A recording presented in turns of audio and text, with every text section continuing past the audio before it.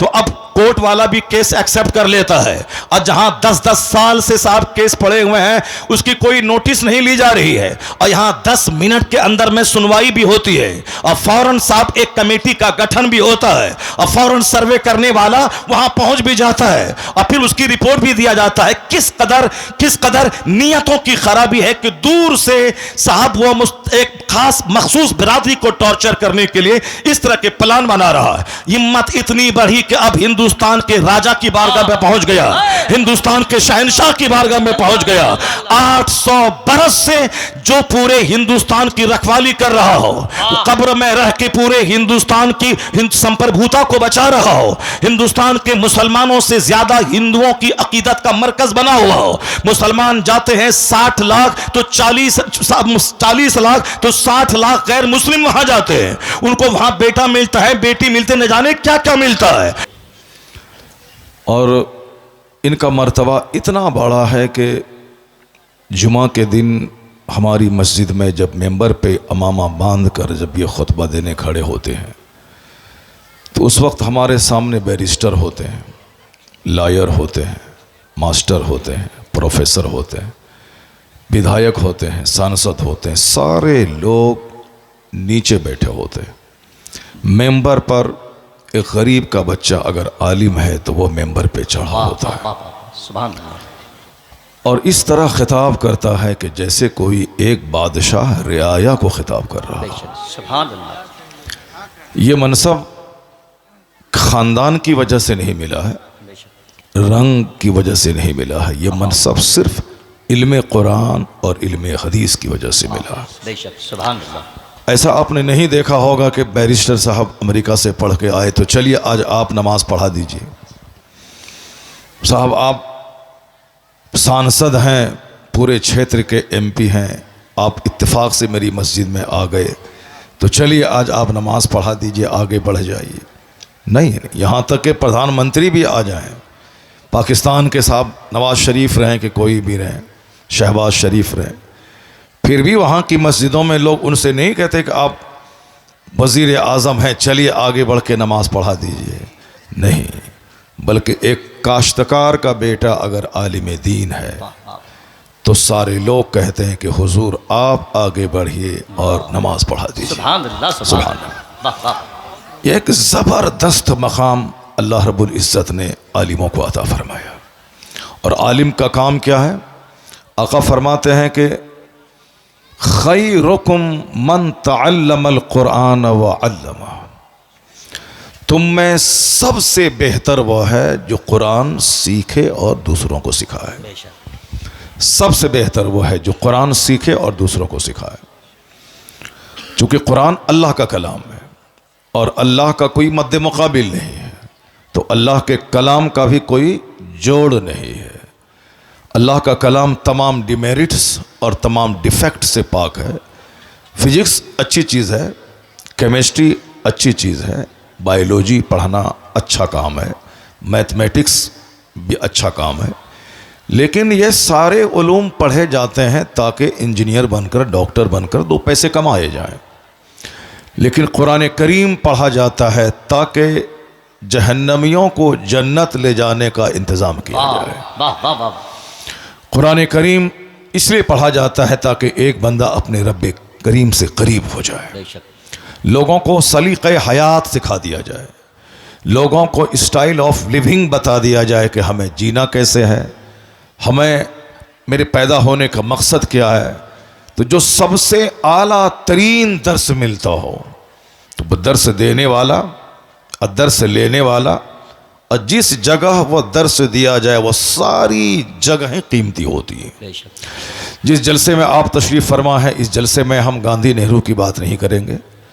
ज़िमनी तौर पर अगर किसी स्कॉलर का नाम आ जाता है तो वह एक गुफ्तगू के दरमियान उसका नाम आ जाएगा, वरना हमने जो टॉपिक लिया है वह टॉपिक है कुरान करीम की आयतों पे गौर व फिक्र करना। और जो भी हमारे ख़तीब आते हैं वो सबसे पहले खुतबा पढ़ने के बाद कुरान शरीफ की एक आयत पढ़ते हैं और उनकी पूरी तकरीर उसी आयत करीमा के इर्द गिर्द घूमती रहती है। अब दौरान ख़िताब चूँकि अल कलाम यखलकुल कलाम, बात बात को पैदा करती है, बात से बात पैदा होती है, इसलिए बहुत सारी बातें बीच में आ जाती हैं। मकसद है कुरान हदीस सुनाना, बीच में बहुत सारी बातें आ जाती हैं। जैसे आपने सुना होगा बहुत सारे आलिम दीन जब स्टेज पर आते हैं तो आने के बाद हम लोग बचपन में आज से 40 साल पहले जब जलसा सुनने जाते थे, आपकी तरह एक कोने में बैठकर जलसा सुनते थे। 12 किलोमीटर दूर चलकर मैं जलसा सुनने जाता था। आज जिस मदरसे का मैं प्रिंसिपल हूँ, दारुल उलूम कलीमिया का, उस मदरसे में आज से 30 साल पहले जलसा हुआ था, 40 साल पहले, और उस वक़्त मेरी उम्र थी 12 साल। मैं 12 किलोमीटर दूर पैदल चल के उस जलसे में सुनने के लिए मैं आया था। 15 किलोमीटर दूर, मुझे याद है, जलसा सुनने का बड़ा शौक़ था मुझको। पढ़ाई भी करते थे और जलसा सुनने के लिए 12 हाथ नहीं, 12 कदम नहीं, 15 किलोमीटर दूर चल के आते थे और पैदल चल के जाते थे, सुनते थे। उस वक़्त कभी सोचा नहीं होगा कि एक दिन स्टेज पर बैठ करके लोगों को कुरान हदीस की बात सुनाएंगे और उस मदरसे का मैं एक प्रिंसिपल बन जाऊंगा, ये कभी सोचा नहीं था। तो कुरान हदीस का इल्म बंदों को इज्जत देता है और बंदों को कामयाब बनाता है। उमर फारूक आज़म रदी अल्लाह ताला अन्हो मक्का में एक रास्ते से गुजर रहे थे, सामने एक जगह थी, रुक गए, गौर से उसको देखने लगे। पीछे एक बहुत बड़ी फौज थी, चूँकि आप अमीरुल मोमिनीन खलीफतुल मुस्लिमीन मुसलमानों के बादशाह थे। अब गौर से देखने लगे। किसी ने कहा कि हुजूर बहुत देर से आप उस खाई को देख रहे हैं, वादी को देख रहे हैं, पीछे फौज है, चिलचिलाती धूप है, दोपहर का वक्त है, क्या देख रहे हैं? उमर फारूक कहने लगे, मैं उस जगह को देख रहा हूँ जिस जगह कभी मैं ऊंट चराया करता था, जिस जगह मैं कभी ऊंट चराया करता था। शाम को जब मैं ऊंट चरा के घर जाता था तो मेरे वालिद खत्ताब कहते थे कि उमर कोई बड़ा काम तू दुनिया में कैसे कर पाएगा, जैसे तुझे, जबकि तुझे ऊंट चराना भी नहीं आता है, तुझे ऊंट चराना भी नहीं आता है तो बड़ा काम तू कैसे कर पाएगा? उमर फारूक कहने लगे, मैं वही उमर हूं जिसको ऊंट चराना तक नहीं आता था। वालिद साहब कहते थे कि क्या दुनिया में कुछ कर पाएगा तुम, जबकि तुझे ऊंट चराना भी नहीं आता है। आज वही उम्र हूं मैं, मुसलमानों के उमूर का मालिक, मुसलमानों का खलीफा, मुसलमानों का हाकिम। आज मैं मुसलमानों का हाकिम हूं। ये जो दिन दिखाया है मुझको, जिसको ऊंट चराना तक नहीं आता था वह खलीफतुल मुस्लिमीन बन गया। उमर फारूक आज़म कहते हैं ये मौका अल्लाह ने कुरान पाक के सदक़े में अता फरमाया है। ये दिन अल्लाह ने अपने महबूब की वजह से अता फरमाया है और ये इज्जत अल्लाह ने मजहब इस्लाम की वजह से मुझको अता फरमाई। इस्लाम ने इज्जत बख्शी कि एक ऊंट का चराने वाला मुसलमानों का हाकिम हो गया। इस्लाम जो भी कबूल करता है, जो भी इस्लाम के करीब आता है, वह जर्रा हो तो अल्लाह उसे आफताब बना देता है, अगर वह जलील हो तो अल्लाह उसे इज्जत देता है। मैं ये बातें इसलिए कह रहा हूं कि आप जाने कि अल्लाह ने आपको कितनी बड़ी दौलत दी है, कितना बड़ा एहसान किया है कि आपको अल्लाह ने मुसलमान बनाया है। आपके सीने में इस्लाम का नूर अल्लाह ने अता फरमाया है। इसका महत्व आप इस तरह से समझ लें कि आपका मुकाबला दुनिया का कोई भी खरबपति नहीं कर सकता। अमेरिका का जो बाइडन अगर आपके इस गांव के किसी मजदूर जो दूसरे के खेत में हल चलाता हो, उसको आके कह दे कि मेरे पास 36,000 करोड़ का बंगला है, वो मैं तुझको दे दूंगा, एक काम करना कि मेरे घर में सोने की एक मूर्ति है, उसके सामने हाथ जोड़कर खड़े हो जाना, सजदा कर देना। मैं यकीन के साथ कहता हूं कि हल जोतने वाला वह मजदूर यही कहेगा तेरे 36,000 करोड़ के बंगले पर मैं थूक देता हूं, पेशाब कर दूंगा, मगर मैं ईमान का सौदा नहीं करूंगा। बेशक, सुभान अल्लाह। जो दौलत अल्लाह ने आपको दी है, आपने कोई मेहनत नहीं की उसके लिए, ना बहुत ज्यादा आप मदरसे में टाइम दिया, ना 2-4-10 आलिमों के साथ आप बैठे रहे, न किसी क्रिश्चियनों के पोप के पास आप गए, न किसी यहूदी के रिब्बी के पास आप बैठकर आपने डिबेट किया, न किसी हिंदुओं के पंडित के पास जाके आपने डिस्कशन किया कि कौन सा मजहब अच्छा है, कौन सा मजहब खराब है। नहीं, आपको अल्लाह ने सिर्फ अपने फजल से ईमान की दौलत दे दी। बेशक सुभान अल्लाह। इसलिए कि आप मोमिन घर में पैदा हुए हैं, इसलिए आप मुसलमान हैं। जब इतनी बड़ी दौलत, जिस दौलत से महरूम है दुनिया के अमेजॉन कंपनी के मालिक, जिस दौलत से महरूम है टाटा बिरला कंपनी के मालिक, जिस दौलत से महरूम है दुनिया की बड़ी बड़ी सल्तनतों के सरबराहान, जिससे महरूम है, वह ईमान की दौलत अल्लाह ने आपको अता की है। तो इसी नेमत के शुक्राने में दिन गुजर जाएंगे, कभी गरीबी का आप रोना नहीं रोएंगे, कभी मुफलिसी का रोना नहीं रोएंगे। एक बंदा डीएम बना, 5 लाख महीना कमाया, 60 साल के बाद रिटायर किया, मौत का इंतजार किया, मरा, कब्र में जाके सड़ गया। 35 साल तक पढ़ा लिखा, मेहनत किया, 35 साल उन्होंने नौकरी की, क्या मिला? मरने के बाद जहां गया वहां एक ऐसी जिंदगी जो इसका कोई अंत नहीं हो, जिसकी कोई सीमा नहीं है। दुनिया में तो 100 साल के अंदर ही मर जाना है, मरने के बाद जहां अरबों खरबों साल रहना है, वहां की जिंदगी के लिए इस डीएम ने क्या किया? अब वहां ये आग में जलेंगे, ना इसका इल्म बचाएगा, ना इसकी डिग्री बचाएगी, न इसकी मुलाजमत बचाएगी, न इसके कमाए हुए करोड़ों रुपए बचाएंगे। अक्लमंद वो है जो दुनिया में फूस के घर में रहा हो, मिट्टी के घर में रहा हो, मगर ईमान बचा के दुनिया से चला गया हो, तो अब वह महासंख्यों बरस की जन्नत में इज्जत के साथ रहेगा। महासंख्यों साल, जहां महासंख भी एक महदूद गिनती है, महाला महदूद, जहां मौत ही नहीं है। इसलिए अल्लाह ने वह दौलत आपको दी जो दौलत अमेरिका के सदर को नहीं दी है। तो उसका शुक्राना ये नहीं है कि शिकायत की पोटली लेके बैठा जाए कि हम गरीब हैं, हमको नौकरी नहीं मिली, हम जलील हैं, हमको मकान पुख्ते का नहीं मिला।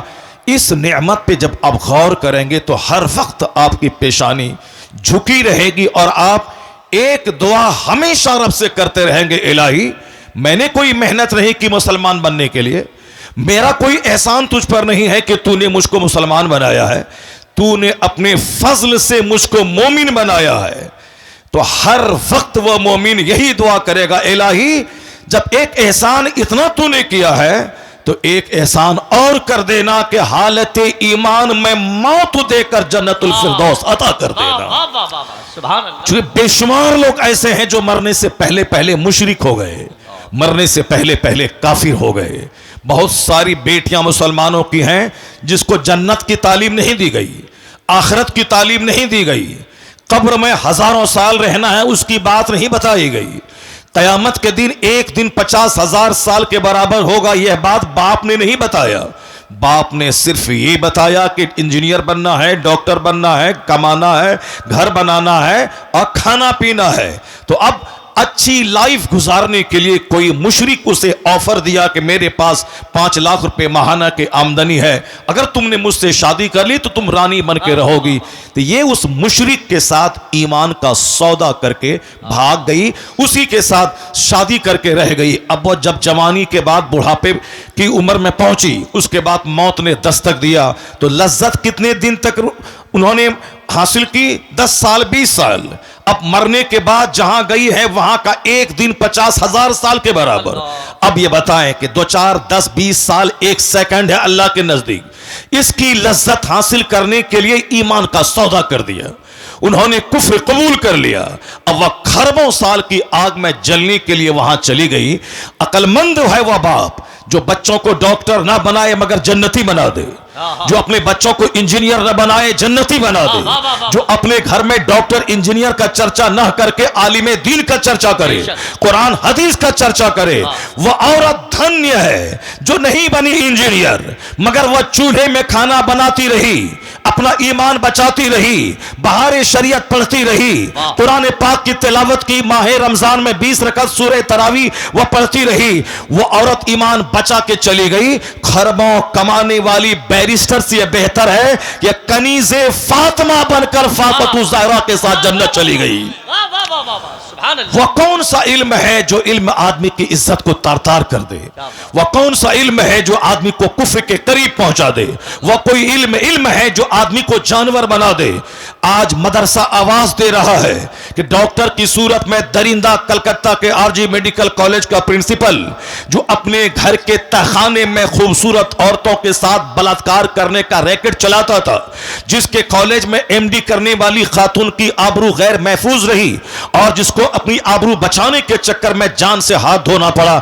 ये कोई डाइटन सिमिलिया का कसिया का कोई जाहिल नहीं था, वो कोई विलेजर, कोई देहाती, कोई फार्मर नहीं था, पढ़ा लिखा आदमी था।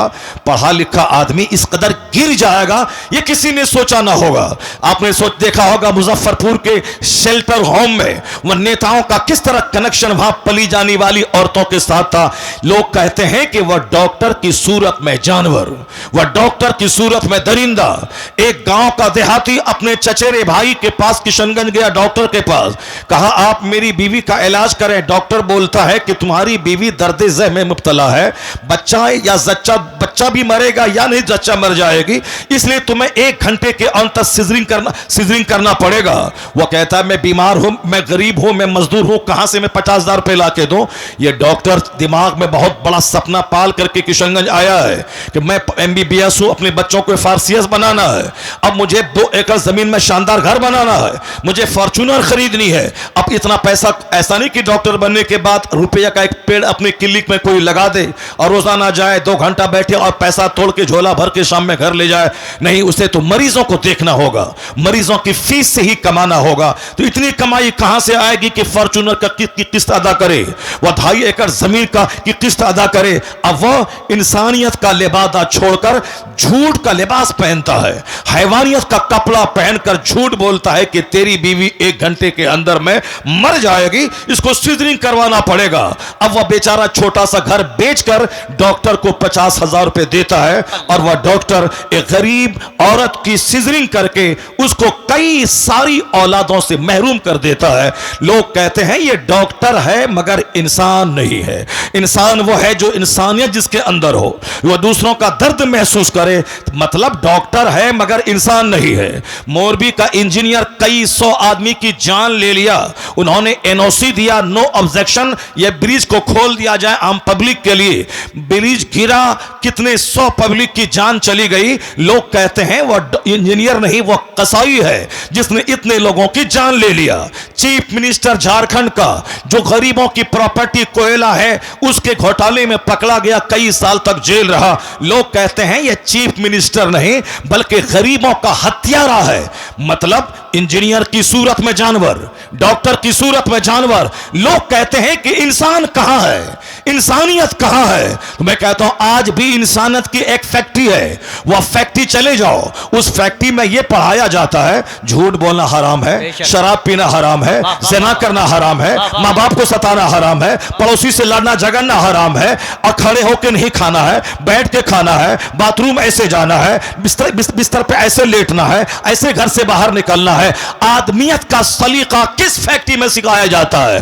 कहां से इंसान पैदा होते हैं? इस रुए जमीन पर एक दरसगाह है जहां अव्वल दिन से लेकर आखिरी दिन तक, यानी उर्दू की पहली किताब से लेकर बुखारी शरीफ तक यही पढ़ाया जाता है। यह लीगल है या इलीगल है, यह राइट है ये रॉन्ग है, यह जायज है ये नाजायज है, यह सही है ये गलत है, यह हराम है ये हलाल है, यह करना है ये नहीं करना है, यह हार्मफुल है ये यूजफुल है, यह हानिकारक है ये लाभदायक है। यानी वो आदमियत की शिक्षा जिस दरसगाह में दी जाती है उसी का नाम है मदरसा। अब जब यह फैक्ट्री जवान थी, जहां फैक्ट्री जवान थी, फैक्ट्री का प्रोडक्शन था, तो खलीफा हारून रशीद का बच्चा मदरसे में पढ़ता था, औरंगजेब जैसे हिंदुस्तान के बादशाह मदरसे में पढ़ते थे। उस वक्त में अमीर गरीब सब चाहता तक मैं इंसान बनाने वाली फैक्ट्री में पढ़ूं और वहां से कुतुब बन के निकलूं, अब्दाल बन के निकलूं, आदमी बन के निकलूं। जब तक यह फैक्ट्री जवान थी, प्रोडक्शन ज्यादा हो रहा था, तो समाज कुतुब से भरा था, अब्दाल से भरा था, नेकों से भरा था, शरीफों से भरा था।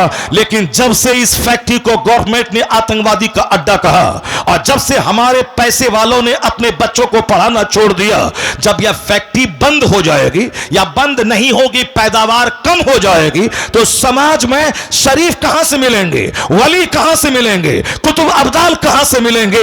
अब अगर लोग चाहते हैं कि समाज शरीफों से भरे, नमाजियों से भरे, जंटी लोगों से भरे, कुतुब अब्दाल से भरे, तो अब कंप्यूटर लेना होगा, फैसला बदलना होगा कि जिस तरह की फैक्ट्री जैसा प्रोडक्शन उसी तरह के लोग समाज में नजर आएंगे। इंजीनियरिंग कॉलेज में आदमी कम, वहां पैसा कमाने वाले जानवर ज्यादा पैदा किए जाते हैं। मेडिकल कॉलेज में आदमी कम, पैसा कमाने वाले जानवर ज्यादा पैदा किए जाते हैं। तो अब ये एक इंसानी बनाने वाली फैक्ट्री है मदरसा, इस फैक्ट्री को जिंदा करे। जब ये मदरसा जिंदा होगा, पैदावार बढ़ेगी, तो शरीरों की तादाद घटेगी, शरीफों की तादाद में इजाफा होता चला। नारे तकबीर, नारे रिसालत, मजहबे इस्लाम, जश्ने दस्तार बंदी, अल्लामा डॉक्टर शहरयार रजा साहब किबला। बहुत उम्दा हज़रत, वाह वाह वाह वाह वाह। मदरसा, वाह वाह वाह। मदरसा ने ही सारी दुनिया को बताया है कि इल्म क्या चीज है। मदरसा ने ही सारी दुनिया को बताया है कि रिसर्च क्या है। मदरसा ने बताया है कंटेम्पलेशन क्या है। मदरसे ने बताया है शोध क्या है। मदरसे ने बताया है चिंतन क्या है। हमारे बच्चे भी गौर से सुने मेरी बात, जो दूसरे लोग मुखालिफ मजहब के मानने वाले, अगर उस तक मेरी बात पहुंच जाए, वह भी मेरी बात को गौर से सुन ले। अगर मदरसा आतंकवादी का अड्डा है तो कभी किसी दिन किसी एक जासूस को मदरसा भेज दो, और मदरसा भेजने के बाद हर क्लास में उसको बैठा दो और ये रिपोर्ट देने के लिए बोलो कि क्या मौलाना साहब ने अपनी दरसगाह में बच्चों को मारने और काटने की बात सिखाई है या शराफत की बात सिखाई है, ह्यूमैनिटी की बात सिखाई है। मैं दावे से कहता हूं किसी भी दरसगाह में बैठ जाओगे, फारसी की पहली से लेकर बुखारी शरीफ तक हर जगहों पे अमन की बात, पीस की बात, मोहब्बत की बात, मुरफ़्फ़त की बात, अखलाक की बात, अपने गांव समाज की इस्लाह की बात, माँ बाप के एहतराम की बात, पड़ोसी की इज्जत की बात, मुसीबतें सह के दूसरों की मुसीबतों का जवाब मुसीबत से न देने की बात, यानी अखलाक़े मोहम्मदी की तालीम मदरसे में दी जाती है। उसका फैसला इसीलिए है कि वह दूर से मदरसे को आतंकवादी का अड्डा समझता है, अपनी निगाहों में दुश्मनी का चश्मा लगाकर मदरसे के खिलाफ बयान देता है। कभी उन्होंने रिपोर्टिंग नहीं कराई कि मदरसे में पढ़ाई क्या होती है, मदरसे में दरसगाह में सिखाया क्या जाता है, सिर्फ दूर से कहना कि साहब वहां आतंकवादी पैदा किए जाते हैं। यह नफरत करने वालों की बोली है, हकीकत जानने वालों की बोली नहीं है। जिस तरह भी नफरत का माहौल हिंदुस्तान में फैला है, कोई भी आदमी खड़ा हो जाए और कोर्ट में साहब याचिका दर्ज कर दे कि इस मस्जिद में लग रहा है कि अंदर में कोई मूर्ति छुपी हुई है या कोई मंदिर रहा होगा, तो अब कोर्ट वाला भी केस एक्सेप्ट कर लेता है। और जहां 10-10 साल से साहब केस पड़े हुए हैं, उसकी कोई नोटिस नहीं ली जा रही है, और यहां 10 मिनट के अंदर में सुनवाई भी होती है, और फौरन साहब एक कमेटी का गठन भी होता है, और फौरन सर्वे करने वाला वहां पहुंच भी जाता है, और फिर उसकी रिपोर्ट भी दिया जाता है। किस कदर नियतों की खराबी है कि दूर से साहब वो एक खास मखसूस बिरादरी को टॉर्चर करने के लिए इस तरह के प्लान बना रहा है। हिम्मत इतनी बढ़ी कि अब हिंदुस्तान के राजा की बारगाह में पहुंच गया, हिंदुस्तान के शहंशाह की बारगाह में पहुंच गया। 800 बरस से जो पूरे हिंदुस्तान की रखवाली कर रहा हो, कब्र में रह के पूरे हिंदुस्तान की संप्रभुता को बचा रहा हो, हिंदुस्तान के मुसलमानों से ज्यादा हिंदुओं की अकीदत का मरकज बना हुआ हो। मुसलमान जाते हैं 60 लाख तो 40 लाख तो 60 लाख गैर मुस्लिम वहां जाते हैं, उनको वहां बेटा मिलता है, बेटी मिलते, न जाने क्या क्या मिलता है।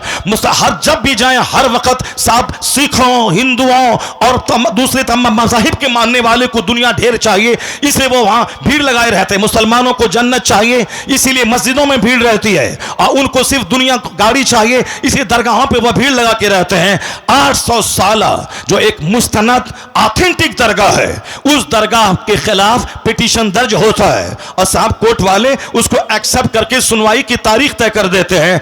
अब तो हम लोग खामोश खामोश रहेंगे। देखते हैं जो बादशाह के ऊंट को बैठाने वाला अब इनकी शरारत पे कैसे पहरा लगता है। मुझे यकीन हासिल है अब हिंदुस्तान का 40 करोड़ मुसलमान अब गरीब नवाज की करामत देखने के लिए मुंतजिर है कि हिंदुस्तान का राजा अपनी करामत दिखाएगा। और मुझे लग रहा है कि इनकी शरारत जब बढ़ रही है, इनकी शरारत खूब आगे बढ़ रही है, तो अब जब बंदरों को, गिदड़ों को मौत आती है तो शहर की तरफ रुख करता है। छोटी छोटी बातें तो बोलता था, हम नजरअंदाज करते थे। अब बड़े शहंशाह की बारगाह में पहुंच गया है, वहां छेड़खानी कर रहा है। अब बस करीब है वह वक्त जब गरीब नवाज का जलाल रंग लाएगा, और जब वो जलाल रंग लाएगा इनका सारा गुरूर चकनाचूर होगा और मुस्तफा के गुलामों को अल्लाह इज्जतों से मालामाल बनाएगा।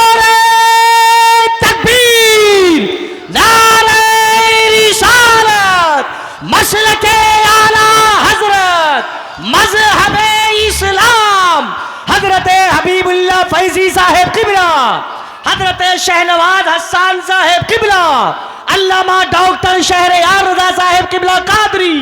वाह वाह वाह, बहुत उम्दा। जुल्म की इंतहा हो गई, जुल्म की इंतहा हो गई। जिस आस्थाने से करोड़ों हिंदू फैज उठाते हैं, जिनकी गरीबी दूर होती है, भीख मांगने के लिए 24 घंटे पड़े रहते हैं, उस मुकद्दस आस्थाने के खिलाफ इन्होंने छेड़छाड़ करने की कोशिश की है। अभी भी वक्त है कि जाके बाबा की बारगाह में चले जाओ, अपना पिटीशन कोर्ट से वापस ले लो और बाबा की चौखट पे जाके बोलो, बाबा क्षमा कर दीजिए, हमसे गलती हो गई।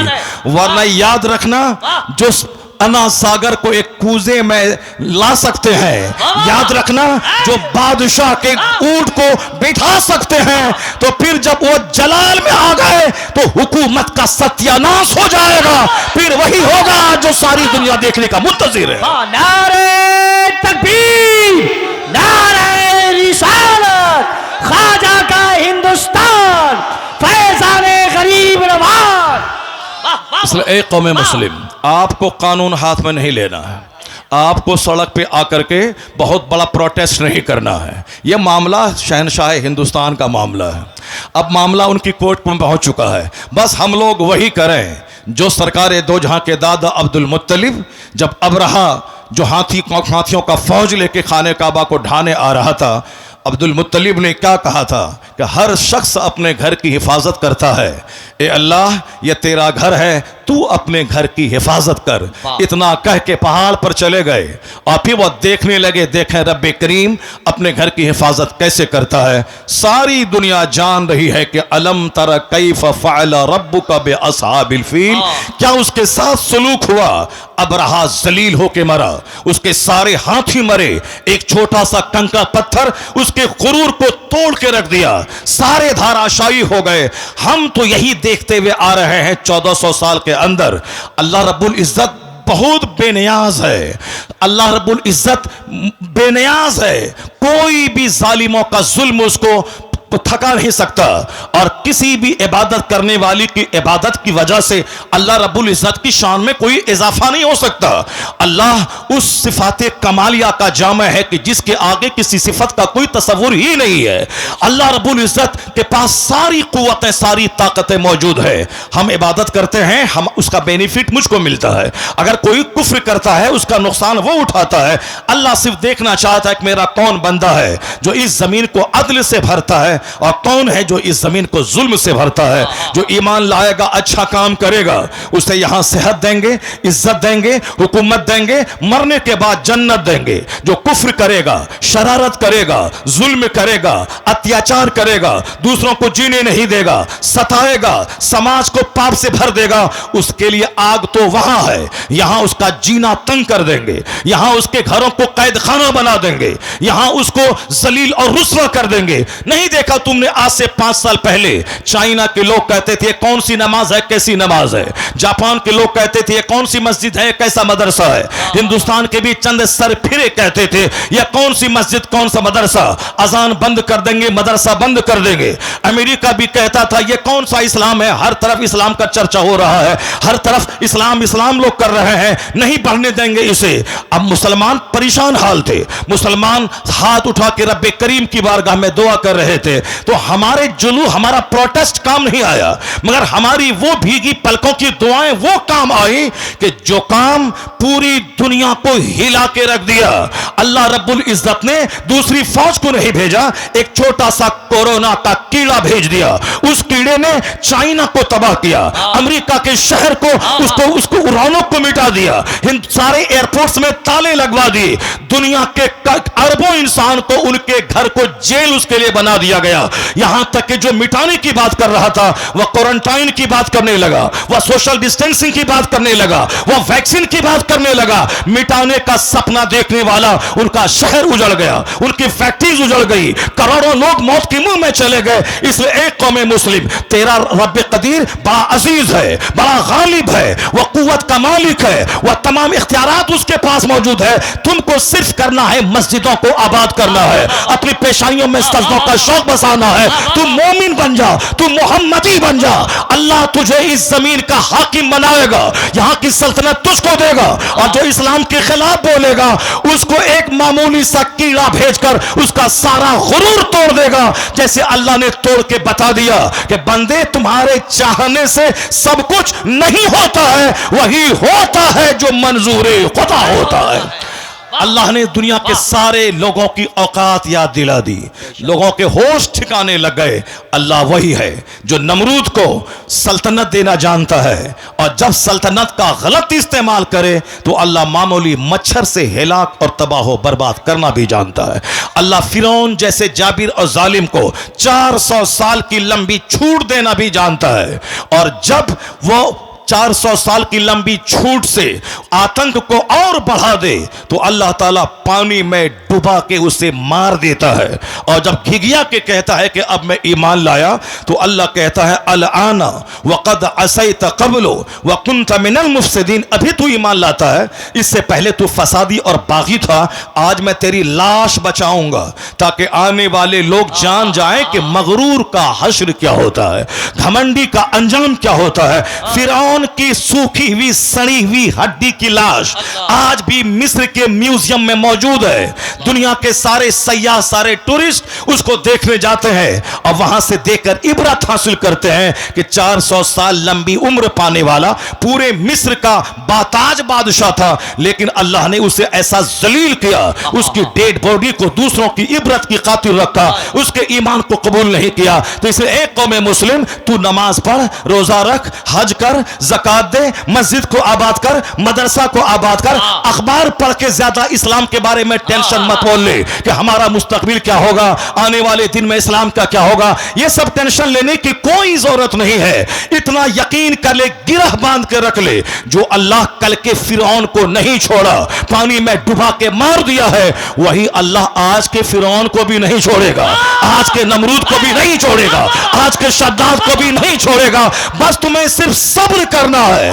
मस्जिदों को आबाद करना है। जो काम एटम बम से नहीं होता है वो काम तेरे सजदे से हो जाता है। तुम्हारी ताकत रूहानी ताकत, तुम्हारी ताकत स्पिरिचुअल फोर्स, तुम्हारी ताकत आध्यात्मिक शक्ति है।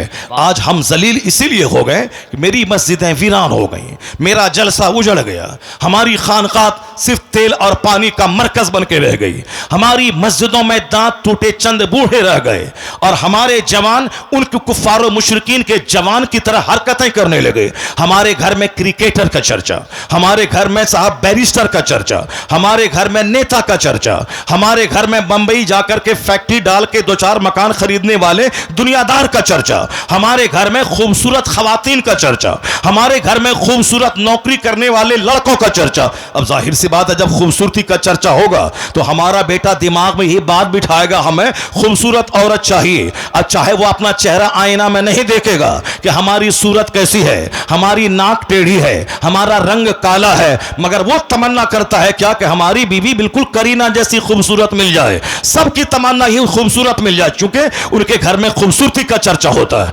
उनके घर में मुलाजमत का चर्चा होता है, उनके घर में क्रिकेट का चर्चा होता है। अगर मेरी बेटी किसी खूबसूरत चेहरे वाले के साथ भागकर ईमान का सौदा कर ले, यह कसूर माँ बाप का है जो अपने घर में हुस्न का चर्चा करता है, दौलत का चर्चा करता है, सर्विस का चर्चा करता है, स्कूल कॉलेज का चर्चा करता है। यह बता दे कि जिसके घर में आलिम का आना जाना हो, जिसके घर में पीर का आना जाना हो, जिस घर के बाल बच्चे अपने आलिम की तहज्जुद की नमाज का मंजर देख रहे हो, वहां तलावत कुरान का मंजर देख रहे हो, मैं दावे से कहता हूं जहां कुफार का आना जाना होगा, जहां डकैत का आना जाना होगा, जहां दुनियादार का आना जाना होगा, उसके बच्चों का दुनियादार बनना जब तय है, उसी तरह जहां नमाजी का आना जाना होगा, आलिम का आना जाना होगा, मशाइख का आना जाना होगा, उनके घर के बाल बच्चों का ईमान का बचना भी तय है, वहां नमाजी बनना भी तय है। इसलिए बुजुर्गों ने कहा अपने घर में चोरों को मत आने दे, अपना दस्तरखान नेकों के लिए बिछा, आलिमों का आना जाना होने दे, मशाइख का आना जाना होने दे। दिखने का असर होता है, जहां चोरी होगी वहां के बच्चे चोर पैदा होंगे, जहां तिलावत कुरान होगी वहां के बच्चे गुलाम हुसैन पैदा होंगे। कोई तहरीक हमारे बच्चों को काफिर होने से बचा नहीं पाएगी, कोई तहरीक हमारी मुर्तद होने वाली बेटियों को बचा नहीं पाएगी। उसके लिए हर माँ बाप को आगे आना होगा, अपने घर में इस्लामी कल्चर बनाना होगा, अपने बाल बच्चों के दिल दिमाग में इस्लाम की अजमत बैठानी होगी, अपने बाल बच्चों के सामने हुजूर की हयात तैयबा को बयान करना होगा, औलिया और सालिहीन की जिंदगी का मुताला करना, औलिया और सालिहीन की जिंदगी बताना होगा। अब जरा गौर से देखिए कैसे हालात थे, कैसे लोग थे, किस तरह से जीते थे। अमीर उस दौर के कैसे थे, गरीब उस अहद के कैसे थे, औरतें उस अहद की कैसी थी, मालदार उस अहद के कैसे थे। इस्लामिक हिस्ट्री का एक चैप्टर मैं खोलता हूं, जरा गौर से उसको सुनिए, उसके बाद फिर मैं आके आपको बताऊंगा कि नेता हमारा कितना झूठ बोलता है। नेता हमें डरा करके हमसे वोट लेता है। वो क्या बोलता है कि अगर तुम हमको वोट नहीं दोगे तो तुम्हारी जिंदगी खतरे में पड़ जाएगी, तुम्हारा मुस्तकबिल खतरे में पड़ जाएगा, इस्लाम खतरे में है। हम आज 50 साल से सुनते हुए आ रहे हैं, इस्लाम इज इन डेंजर, इस्लाम खतरे में है, इस्लाम खतरे में है, इस्लाम खतरे में है। जो मौलाना बोलता है इस्लाम खतरे में है, यकीन जाने कि वो मौलाना सच नहीं, वह झूठ बोल रहा है। जो नेता बोलता है इस्लाम खतरे में है, वह नेता झूठ बोलता है। ये क्यों नहीं बोलता नेता कि हमारी नेतागिरी खतरे में है, हमारी पॉलिटिक्स खतरे में है, हमारा एमपी का पोस्ट खतरे में है, हमारी पार्टी खतरे में है, या बोल मेरी पार्टी खतरे में है। हम जिस तरह से वो अपने लोगों को डराता है हमसे और हमारे खिलाफ नफरतों की आग लगाकर वो अपना वोट लेता है, उसी तरह हमारे भी कुछ लोग हैं जो शराब में डूबा हो, एक वक्त की नमाज ना पढ़ता हो, जो दिल्ली में जीतने के बाद 5 स्टार होटल में रंगरलियां मनाता हो, ये हमें आके मजहब के नाम पे हमसे वोट लेता है कि हम मुसलमान हैं, तुम हमको वोट दो। मुसलमान के नाम पे उसको वोट दिया जाएगा जो मुसलमान होगा, कंप्लीट मुसलमान होगा, जो मुस्तफा का होगा, जो कुरान हदीस का होगा, जिसको देखने के बाद लगेगा ये मुसलमान है। सिर्फ एक बिन लेबी लग गया मुसलमान है, बाकी सारा काम मुशरिकीन जैसा है, उसको वोट दिया जाएगा। वोट नहीं दोगे तो बोलेगा तुम्हें काट दिया जाएगा, तुम्हें मार दिया जाएगा। इस्लाम खतरे में है, मुसलमान खतरे में है। मैं बताऊंगा कुरान करीम क्या कहता है, मुस्तफा की हदीस क्या कहती है, और ये नेता क्या बोलता है। और झूठ बोल भी अगर बोलता है कि इस्लाम खतरे में है, वह झूठ बोलता है। कुरान करीम साफ लफ्जों में कह दिया है, युरीदून लियुत्फिउ नूरल्लाहि बिअफ़वाहिहिम वल्लाहु मुतिम्मु नूरी। अल्लाह कहता है ये मुशरिकीन, ये कुफ्फार अपने मुंह से इस्लाम का चिराग बुझाना चाहते हैं, अल्लाह उस नूर को पूरा करना चाहता है। जो अल्लाह उसे पूरा करना चाहता है और ये उस नूर को बुझाना चाहते हैं। बंदों का चाहा हुआ होगा या अल्लाह का चाहा हुआ होगा, ये बंदा कमजोरी का पुतला है। बंदे की हिस्ट्री कमजोर है, इंसान की तारीख की कमजोर है। इंसान पैदा हुआ कैसे है? इंसान पैदा हुआ एक नापाक कतरे से, जिसकी इब्तदा इतनी कमजोर हो कि नापाक कतरे से पैदा हुए हों, जिसकी इब्तदा इतनी कमजोर है या बजती हुई मिट्टी से पैदा हुआ है, जिसकी बुनियाद इतनी कमजोर है कि कई बार शर्मगाहों से इसका गुजर हुआ है। बाप की रीढ़ की हड्डी और मां के सीने की हड्डी से जो कतरा निकलता है उससे यह इंसान पैदा हुआ। यह मैं नहीं कहता, पैदा करने वाला मेरा खालिक कहता है। फलयंजुरिल इंसानु मिम्मा खुलिक मिम्मा इन दाफिक यखरुजु मिन बैनि सुल्बि व तराइब इन्नहु अला रजइहि अलैहि लकादिर। अल्लाह कहता है a man should consider in his creation, आदमी को अपनी पैदाइश पे गौर करना चाहिए कि वह पैदा हुआ कैसे है। अल्लाह कहता है वह पानी का कूदता हुआ कतरा मनी का जो बाप की रीढ़ की हड्डी से निकलता है, मां के सीने की हड्डी से निकलता है और वह बच्चादानी में पहुंचता है और 4 महीने तक वह ब्लड वह नुत्फा अपनी असल हालत पे रहता है। अगले 40 दिन तक, अगले 40 दिन में वह लोथड़ा बनता है, अगले 40 दिन में ढांचा तैयार होता है, अगले 40 दिन के बाद उसमें जान डाली जाती, 120 दिन के बाद उसमें जान डाली जाती है। अब 40 दिन का एक पीरियड गुजरता है, पहले लोथड़ा, उसके बाद ढांचा, फिर उसके बाद उसमें जान डाली जाती है। जान डाले जाने से पहले अगर ईमानदार नेक परहेजगार मुसलमान डॉक्टर बोले अगर यह हामिला रही, हमल से रही तो इसकी जान को खतरा है, तो नेक मुत्तकी परहेजगार डॉक्टर की बात मानकर इस काते हमल एबॉर्शन हो सकता है। लेकिन अगर जान डाल दी गई फिर किसी की बात नहीं मानी जाएगी। 4 महीने के बाद कोई एबॉर्शन अगर करता है वह उस बच्चे का कातिल और मर्डरर ठहरता है। तो एक नापाक कतरे से यह इंसान पैदा हुआ है। अब पैदा होता किस रास्ते से है वह सबको मालूम है, और वह नुत्फा जाता किस रास्ते से है वह सबको मालूम है।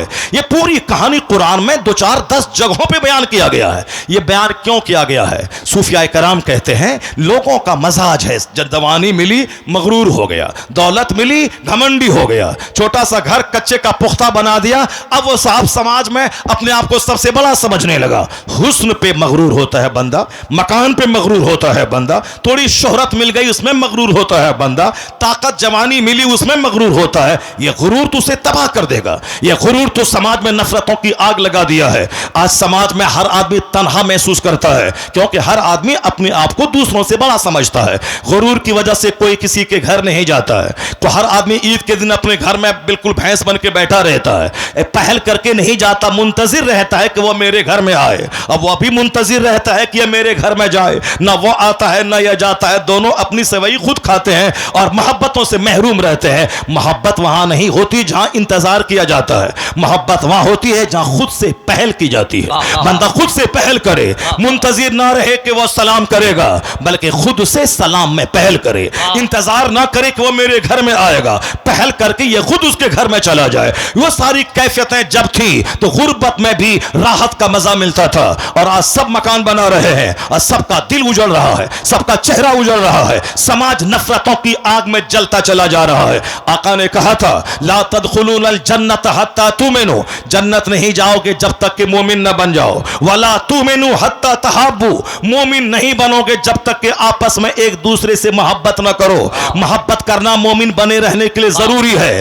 अपने पड़ोसी से मोहब्बत जरूरी है ईमान बचाने के लिए, अपने रिश्तेदारों से सिले रहमी जरूरी है ईमान बचाने के लिए, अपने गांव के गरीबों से मोहब्बत जरूरी है ईमान बचाने के लिए, और मालदारों को गरीबों से, गरीबों को मालदारों से मोहब्बत जरूरी है ईमान बचाने के लिए।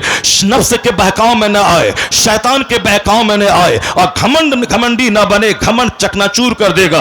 इन्नल्लाह ला युहिब्बुल मुतकब्बिरीन, अल्लाह मुतकब्बिरीन को दोस्त नहीं रखता है। तो घमंड यह है कि हम उसके पास न जाएं, वह मेरे पास आए, यह घमंड है। और अखलाक क्या है? वो आए न आए मुझे जाना है, वह सलाम करे न करे मुझको सलाम करना है, वह मेरे जनाजे में आए ना आए, हम उसके घर में कोई जनाजा हो मैं जाऊंगा, मेरे बीमार पड़ने के बाद मजाक पुरसी को आए ना आए मुझको जाना होगा। यह है नफरतें मिटाने का फॉर्मूला।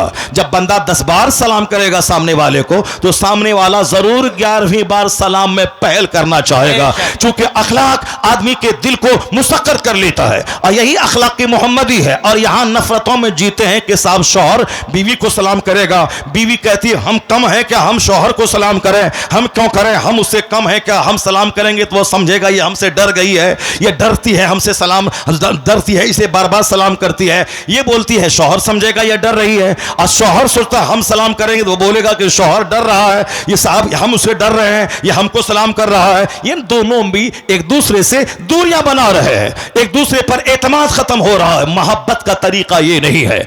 जब नफ्स की मानेंगे तो नफरत फैलेगी, अदावत फैलेगी, लेकिन जब निगाह निगाहों के सामने मुस्तफा को ले आएंगे तो नफरतों का खात्मा होगा, मोहब्बत बढ़ जाएगी। वो अब सिर्फ ये कहे मैं शेखुल हदीस हूं तो क्या हुआ, मैं शौहर हूं तो क्या हुआ, मैं मालदार हूं तो क्या हुआ, मुस्तफा से बड़ा कौन है दुनिया में? वही जाने ईमान वो है, असली ईमान वो है, रूह ईमान वो है, कंज़े ईमान वो है। होते कहां खलीलो बिना काबा में ना, लौलाक वाले साहिबी ये सब तुम्हारे घर की है। कहां हमें दीन मिलता, कहां हमें कुरान मिलता, कहां खुदा की पहचान मिलती। ये सारी नेमतें मुस्तफा के सदके में मिली है। तो हुजूर को मॉडल मुस्तफा अल्लाह ने हमारे लिए बनाया है। नफ्स की मानेंगे तो गुरूर पैदा होगा, नफ्स की मानेंगे मियां बीवी में दूरियां पैदा होंगी, नफ्स की मानेंगे तो छोटे और बड़े में दूरियां पैदा होंगी। अगर मुस्तफा की मान गए, मुस्तफा को सामने ले आए तो सामने ये आएगा हम बड़े या मुस्तफा बड़े। मुस्तफा रास्ते से गुजरते थे तो बच्चों को सलाम करते थे, छोटों को सलाम करते थे। जब हुजूर का कैरेक्टर सामने आएगा तो घमंड मिटेगा, सलाम में पहल और आगाज शुरू हो जाएगा। अगर हम ये सोचे कि हम अपनी बीवी को सलाम क्यों करें, महर की रकम मैं देता हूं, मैं अपने घर में उसको रखता हूं, मैं नान नफका का इंतजाम मैं करता हूं, अगर ये बातें सोचेगा तो फिर वहां घमंड काम करेगा। लेकिन जैसे ही सोच ले मैं बड़ा या मेरे मुस्तफा बड़े, मुस्तफा जब घर में आते थे तो सलाम में अपनी बीवियों को पहल फरमाते थे, अपनी बीवियों को सलाम करते थे, सरकार छोटे बच्चों को सलाम करते थे। सहाबे कराम तो जान हथेली पे लेकर मुस्तफा पे कुर्बान होना चाहते थे, लेकिन हुजूर उनको सलाम करने का मौका नहीं देते थे, सलाम में पहल फरमाते थे। यही हुजूर की अदाएं थी जो अरब के उन अल्लाहों को मुसख्खर कर लिया, अरब के उन बदुओं को सिविलाइजेशन और कल्चर के ऊंचे मेयार पे फाइज कर दिया। जो जंगली थे, जो वहशी थे, हुजूर के अखलाक ने उसे torch bearer of civilization and culture बना दिया कि खुद न थे जो राह पे औरों के हाथी बन गए। क्या नजर थी जिसने मुर्दों को मसीहा कर दिया। उन अरब के मुर्दों को मसीहा किसने बनाया? ये हुजूर के अखलाक ने उनके दिलों को जीत लिया। तो आका फरमाते हैं कि तुम जन्नत नहीं जाओगे जब तक कि मोमिन न बन जाओ, मोमिन नहीं बनोगे जब तक कि आपस में एक दूसरे से मोहब्बत न करो। और आका फरमाते हैं अवला अदुल्लुकुम अला शैइन इज़ा फ़अलतुम तहाबबतुम अफ़शु सलाम बैनकुम। आका कहते हैं एक नुस्खा बताता हूं जिससे आपस की कुदूरतें मिटेंगी, अदावतें मिटेंगी, मोहब्बत बढ़ेगी। आका कहते हैं एक काम करना, उसको अपने बिल्कुल फैला देना, उस नुस्खे को सीने दिल से लगा लेना।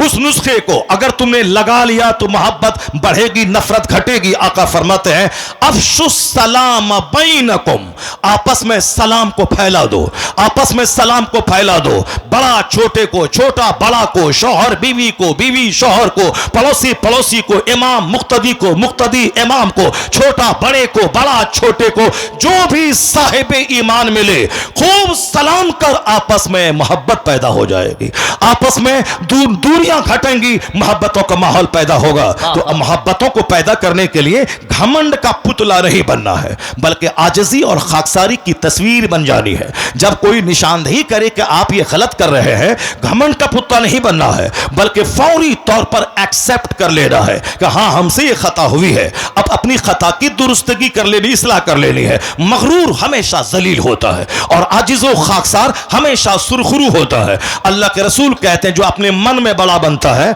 अल्लाह उसे लोगों की निगाहों में खिंजीर और कुत्ते से बदतर बना देता है।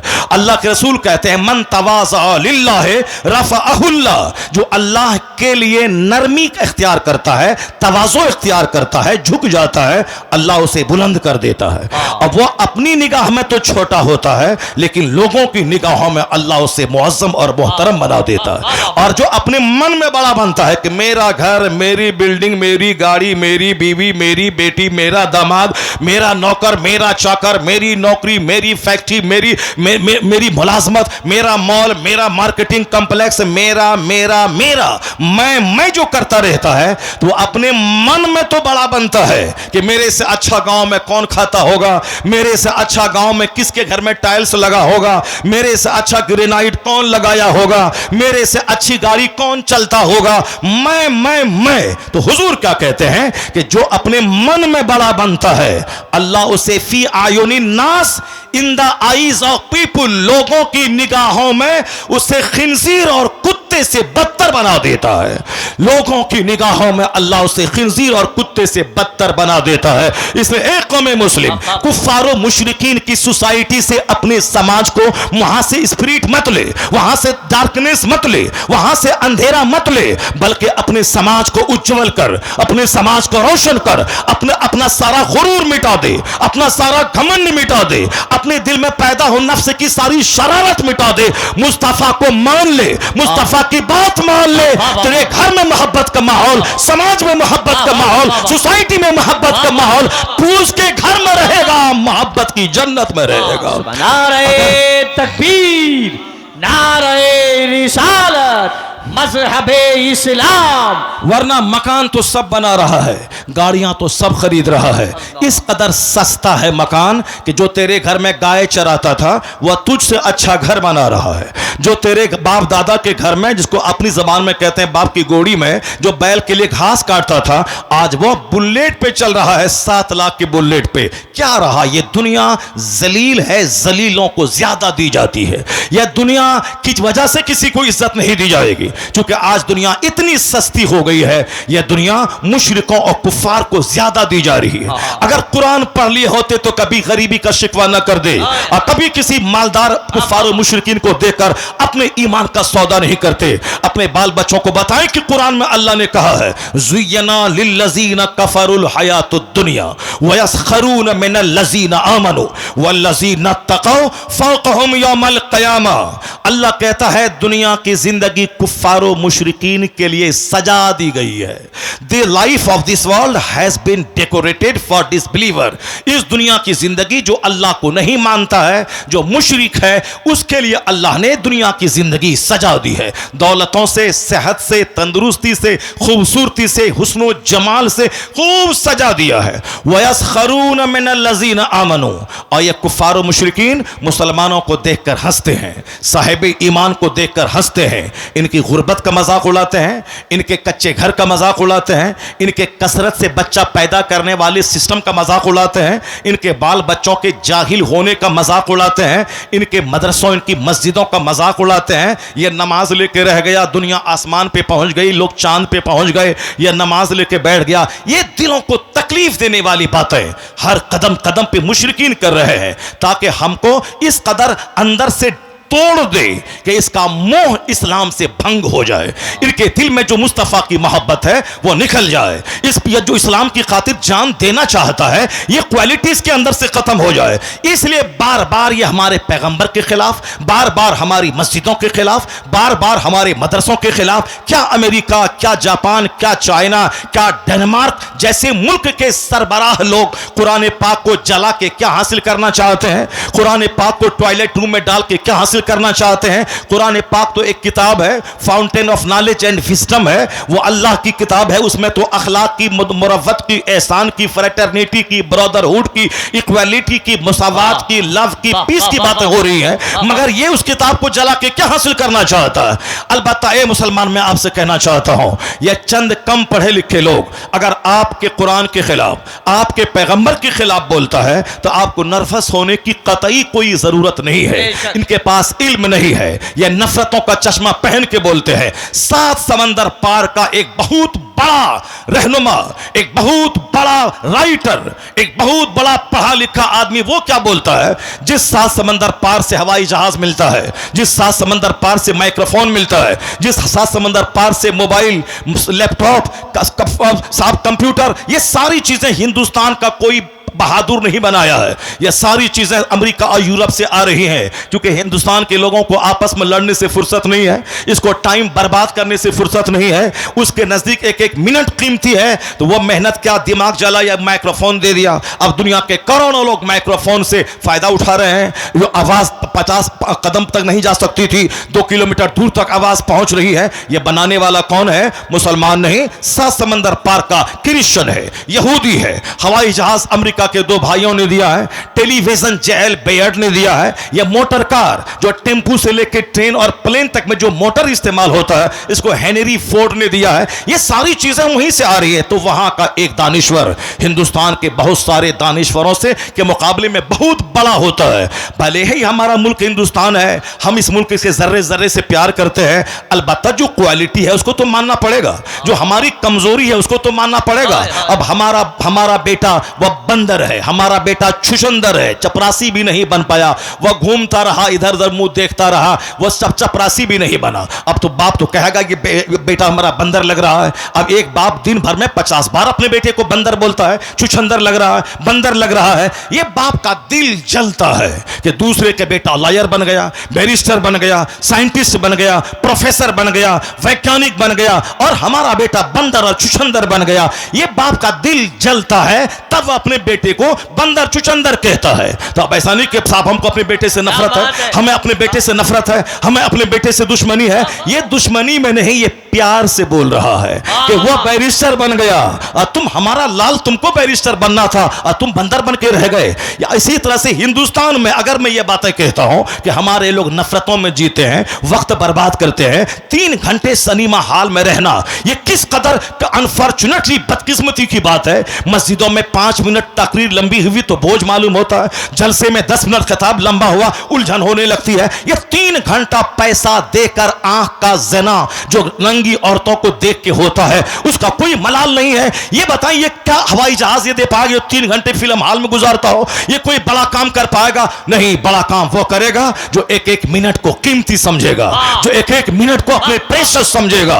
और यह फॉर्मूला किसी के पास नहीं है, यहूदी के पास नहीं है, मगर वह एक एक मिनट का सही इस्तेमाल करता है। और हमारे पास वह फॉर्मूला आज 1400 साल से मौजूद है कि अगर अब आने वाले 2 महीने के बाद रमजान आ रहा है, सहरी का टाइम 3:50 आखिरी टाइम है, तो 3:50 से पहले बीवी हलाल है, दाना हलाल है, पानी हलाल है। और 3:51 के बाद अब वह दाना मेरे लिए हराम हो गया, पानी पीना मेरे लिए हराम हो गया। तो अब यह बताएं कि 1 मिनट पहले हलाल, 1 मिनट के बाद हराम। अगर 5:50 पे इफ्तार का टाइम है तो पानी पीना 5:50 तक हराम। अब 5:51 पे पानी हलाल, अब वह साफ दाना हलाल। 1 मिनट पहले हलाल, 1 मिनट बाद हराम, 1 मिनट पहले हराम, 1 मिनट के बाद हलाल। कभी तुमने सोचा कि साहब ज़कात साल भर गुजर जाए तब ज़कात फर्ज होती है? हमारे पास 1 करोड़ रुपए है, 2.5 लाख ज़कात फर्ज उस वक्त होगी, ज़कात फर्ज होगी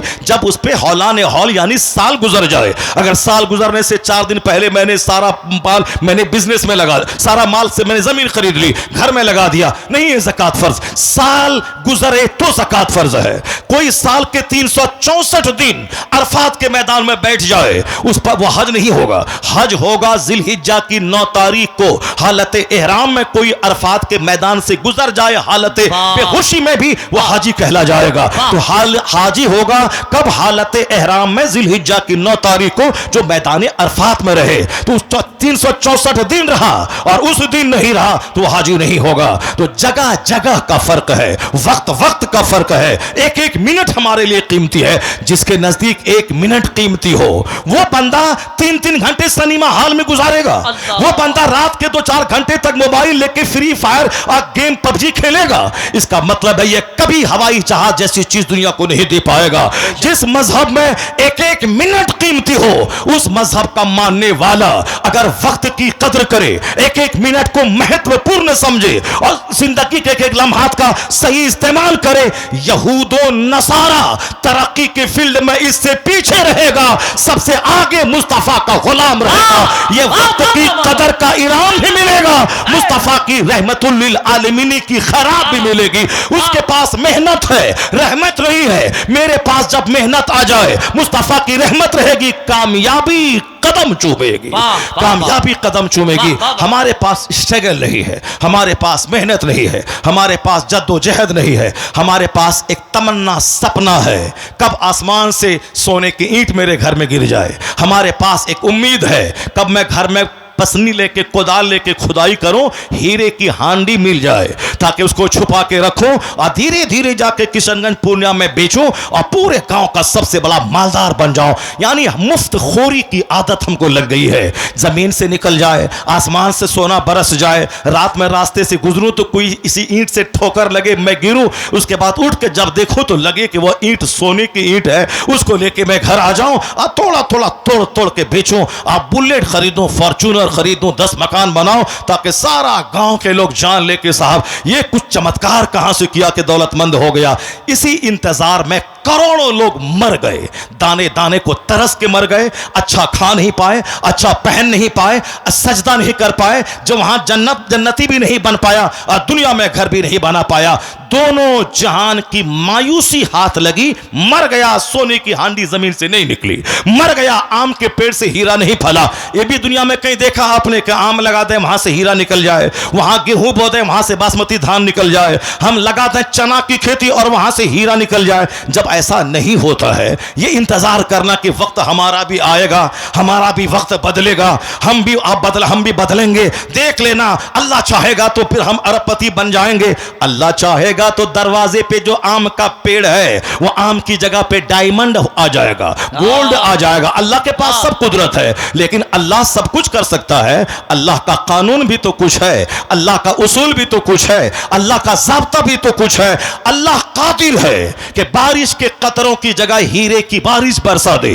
अल्लाह के पास ताकत है कि हम बोए धान वहां से हीरा निकल जाए, मगर ये अल्लाह का कानून ये नहीं है, अल्लाह का उसूल ये नहीं है कि अजमेर में जाके बैठ जाए, बोले बाबा बाबा हमको इंजीनियर बना दीजिए, हमारे बेटे को प्रोफेसर बना दीजिए, हम इलेक्शन में उठे हैं हमको विधायक बना दीजिए। अब बाबा वहां से बना दें, हम न मेहनत करें, न साहब स्ट्रगल करें, न जद्दोजहद करें और फिर बाबा के पास जाए हमारा बेटा डीएम बन जाए। ऐसा नहीं होता है, बल्कि तरीका क्या है? तरीका यह है कि हम 10 घंटे पढ़ें, उसको 12 घंटे बढ़ा दें, एग्जाम करीब आए तो 18 घंटे पढ़ें, खूब मेहनत करें, मैट्रिक में 99% लाए, इंटरमीडिएट में 99% लाए, ग्रेजुएशन में 99% नंबर लाए, उसके बाद अजमेर चले जाए कि बाबा हमने मेहनत में कोई कमी नहीं की है, हमने 8 घंटे नहीं बल्कि 18 घंटे हमने पढ़े हैं, हमने मेहनत की है, हमने मैट्रिक से लेके इंटरमीडिएट से लेके 3 ईयर से डिग्री ऑनर्स कोर्स में 90% में नंबर लाया हो। बाबा बस एक निगाहे करम डाल दें ताकि ये बच्चा आपका डीएम बन जाए, आईएएस ऑफिसर बन जाए। इधर से मेहनत चलेगी, उधर से गरीब नवाज के हाथ दुआ के लिए कब्र में उठेंगे, तो फिर क्या होगा? कामयाबी कदम चूमेगी। यही कानून है तरक्की करने, इधर से मेहनत चले, उधर से रहमत आए, कामयाबी कदम चूमेगी। और ऐसे कोई अजमेर में बैठ बैठ के मर जाए, हम लोग तो साल में एक बार जाते हैं, अब वहां का मुजाविर तो 24 घंटे वहां रहता है, 24 घंटे वहां रहता है, उसको तो अरबपति बन जाना चाहिए, उसको तो खरबपति बन जाना चाहिए। हम इंतजार में जीते हैं। अमीन जुवाड़ी दार्जिलिंग का, वह वहां जब गया, वहां से लौटा तो घर में पत्थर फेंका तो सारा आंगन हीरे से भर गया। काश वही अमीन जुवाड़ी की तरह गरीब नवाज का करम हम पे हो जाए। करामतें कभी कभी दिखाई जाती है और रोजमर्रा की जिंदगी करामत से नहीं चलती है, रोजमर्रा की जिंदगी उसूल से चलती है, ज़ाब्ते से चलती है। मुस्तफा चाहते मदीने मुनव्वरा से ही फूंक देते, अबू जहल रास्ते में मर जाता, मक्का के काफिर रास्ते ही में मर जाते। मैदान बद्र जाने की क्या जरूरत थी? सहाबा कराम को शहादत पाने की क्या जरूरत थी? रमजान के दिनों में भूखा प्यासा रह करके एक खजूर खा करके लड़के जन्नत जाने की क्या जरूरत थी? पता यह चला सिर्फ दुआओं से काम नहीं चलता, दुआ भी होगी, जद्दोजहद भी होगी। मुस्तफा मदीने से निकले, मैदान बद्र गए, वहां आपने कील कांटे दुरुस्त किया, लड़ने का सारा तरीका बताया। अगर मैसरा से हमला हो तो क्या जवाब देना है, मैमना से हमला हो तो क्या जवाब देना है, अगर हमारा ये शहीद हो गया बंदा तो फिर झंडा किसके हाथ में होगा, वो शहीद हो गया तो इस्लाम का झंडा किसके हाथ हालत में होगा। ये सारे कील कांटे दुरुस्त किए, तलवार थमा दी, तलवार नहीं मिली तो खजूर की टहनी थमा दी, और उसके बाद आपने शहादत की फजीलत पे खिताब किया और सारे लोगों के दिमाग में शहादत की तमन्ना मौजसन हो गई। हुजूर ने जंग लड़ने के लिए और अल्लाह की राह में शहीद होने का शौक दिलाया। 313 लोग थे। उसके बाद मुस्तफा चले गए झोपड़े के पास। अब वहां सजदा करने लगे, अल्लाह से रो रो के दुआ करने लगे। पर यही दुआ मदीने में कर सकते थे, लेकिन नहीं। खुदा की हिकमत क्या है? बंदा काम करे, बंदा जमीन पर फैल जाए, बंदा मेहनत करे, बंदा मुशक्कत करे। तो इसलिए मुस्तफा मदीने से चल के मैदान बद्र आए। पहले जंग लड़ने की, शहादत पाने की, अगर फतह हासिल हो जाए तो सारा क्रेडिट अल्लाह की मदद को देने की, वह सारा क्रेडिट अपने ऊपर न लेने की, जो एक इस्लामी क्वालिटी है, वह सारी बातें मुस्तफा ने अता कर दी। उसके बाद हुजूर दुआ करने लगे। इस कदर रो रो के दुआ कर रहे। कौन? दुनिया का सबसे बड़ा जर्नल, दुनिया का सबसे बड़ा रसूल, दुनिया का सबसे बड़ा पैगंबर, महबूब परवरदिगार, जो मैदान जंग से, जंग शुरू होने से पहले कह दिया हो यहां उतबा मरेगा, यहां शैबा मरेगा, यहां अबू जहल मरेगा, और जिसके सामने मुस्तफा ने कहा था वो 1 इंच उस जगह से वो काफिर हट नहीं पाया। अबू जहल उसी जगह दम तोड़ा, उतबा वहीं मरा, शैबा वहीं मरा जहां हुजूर ने लकीर खींच दी थी। ऐसा जर्नल कोई दुनिया में मिलेगा जिन्होंने, ये मुस्तफा का मौजज़ा है, यह हुजूर की गैबदानी है जो आपने दिया। बाकी हिकमत क्या है, सिस्टम क्या है? सिस्टम वही, पहले लड़ने की आपने लड़ने का शौक दिलाया, उसके बाद जिहाद करने के लिए मैदान जंग में फौज उतार दिया, लड़ने के लिए खूब आपने उभारा ताकि कोई बुज़दिली न दिखाए, मैदान जंग से न भागे। उसके बाद हुजूर दुआ करने लगे। इतने कदर रोते थे कि चादर कांधे से गिर गिर के नीचे आ जाती थी। उसके बाद सिद्दीक अकबर चादर उठा के कांधे पे रखते थे और कहते थे सरकार जरूर आपका खुदा अपना वादा पूरा करेगा। आप क्या दुआ में कहते थे? इलाही तूने वादा क्या है कि फतह दूंगा, फतह नाजिल फरमा। इलाही अगर ये मुट्ठी भर फौज आज हार गई तो कयामत तक तेरी इबादत ना हो पाएगी। एक नाज के जुमले थे, रो रहे थे, अल्लाह से फतह की दुआ मांग रहे थे।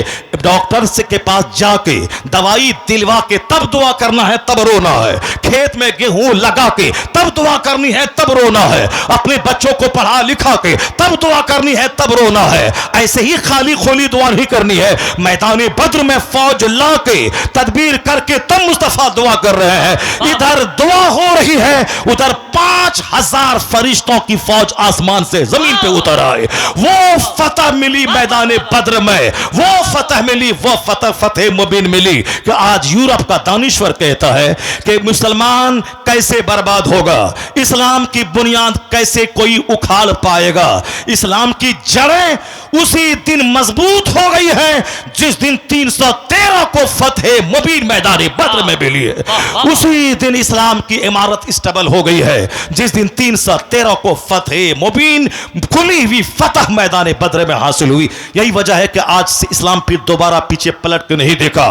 1400 साल गुजर गए, इस्लाम आगे ही बढ़ता चला जा रहा है। यह हमारी और आपकी कम कजफहमी है कि हम लोग समझते इस्लाम खतरे में है। ऐसा नहीं है। मैं बताता हूं आपको थोड़ी देर में ठहर करके कि इस्लाम का बढ़ता हुआ कदम किस बुलंदी पे पहुंच रहा है। अमेरिका यूरोप का कौन सा ऐसा दिन है जिस दिन कोई वैज्ञानिक वहां का कलमा पढ़ के मोमिन ना होता हो। पहले हम आपको इस्लामी सोच बता देते हैं कि जैसी तदबीर आप करेंगे उसी तरह का समाज क्रिएट होगा, उसी तरह की जिंदगी आपकी बनेगी। हम लोग जिस माहौल और जिस सराउंडिंग में रहते हैं हमारी सोच उसी तरह से डार्क बनती जा रही है। लेकिन यही से सोसाइटी तो थी। किस तरह से लोग जीते थे उस जमाने के? मालदार कैसे थे? आजकल के मालदार ज़िना करते हैं और कहते हैं रईस लोग ऐसे ही किया करते हैं। आजकल के लोग सूद खाते हैं, कहते क्या करेंगे, मालदार लोग ऐसे ही जिया करते हैं, ऐसे ही जिया करते हैं। गरीबों के मोहल्ले में चले जाए, वहां जाके देखें झोपड़ी में ज़िना है, झोपड़ी में ताड़ी है, झोपड़ी में शराब है, झोपड़ी में जुआ है, वहां साहब चरस है, वहां अफीम है।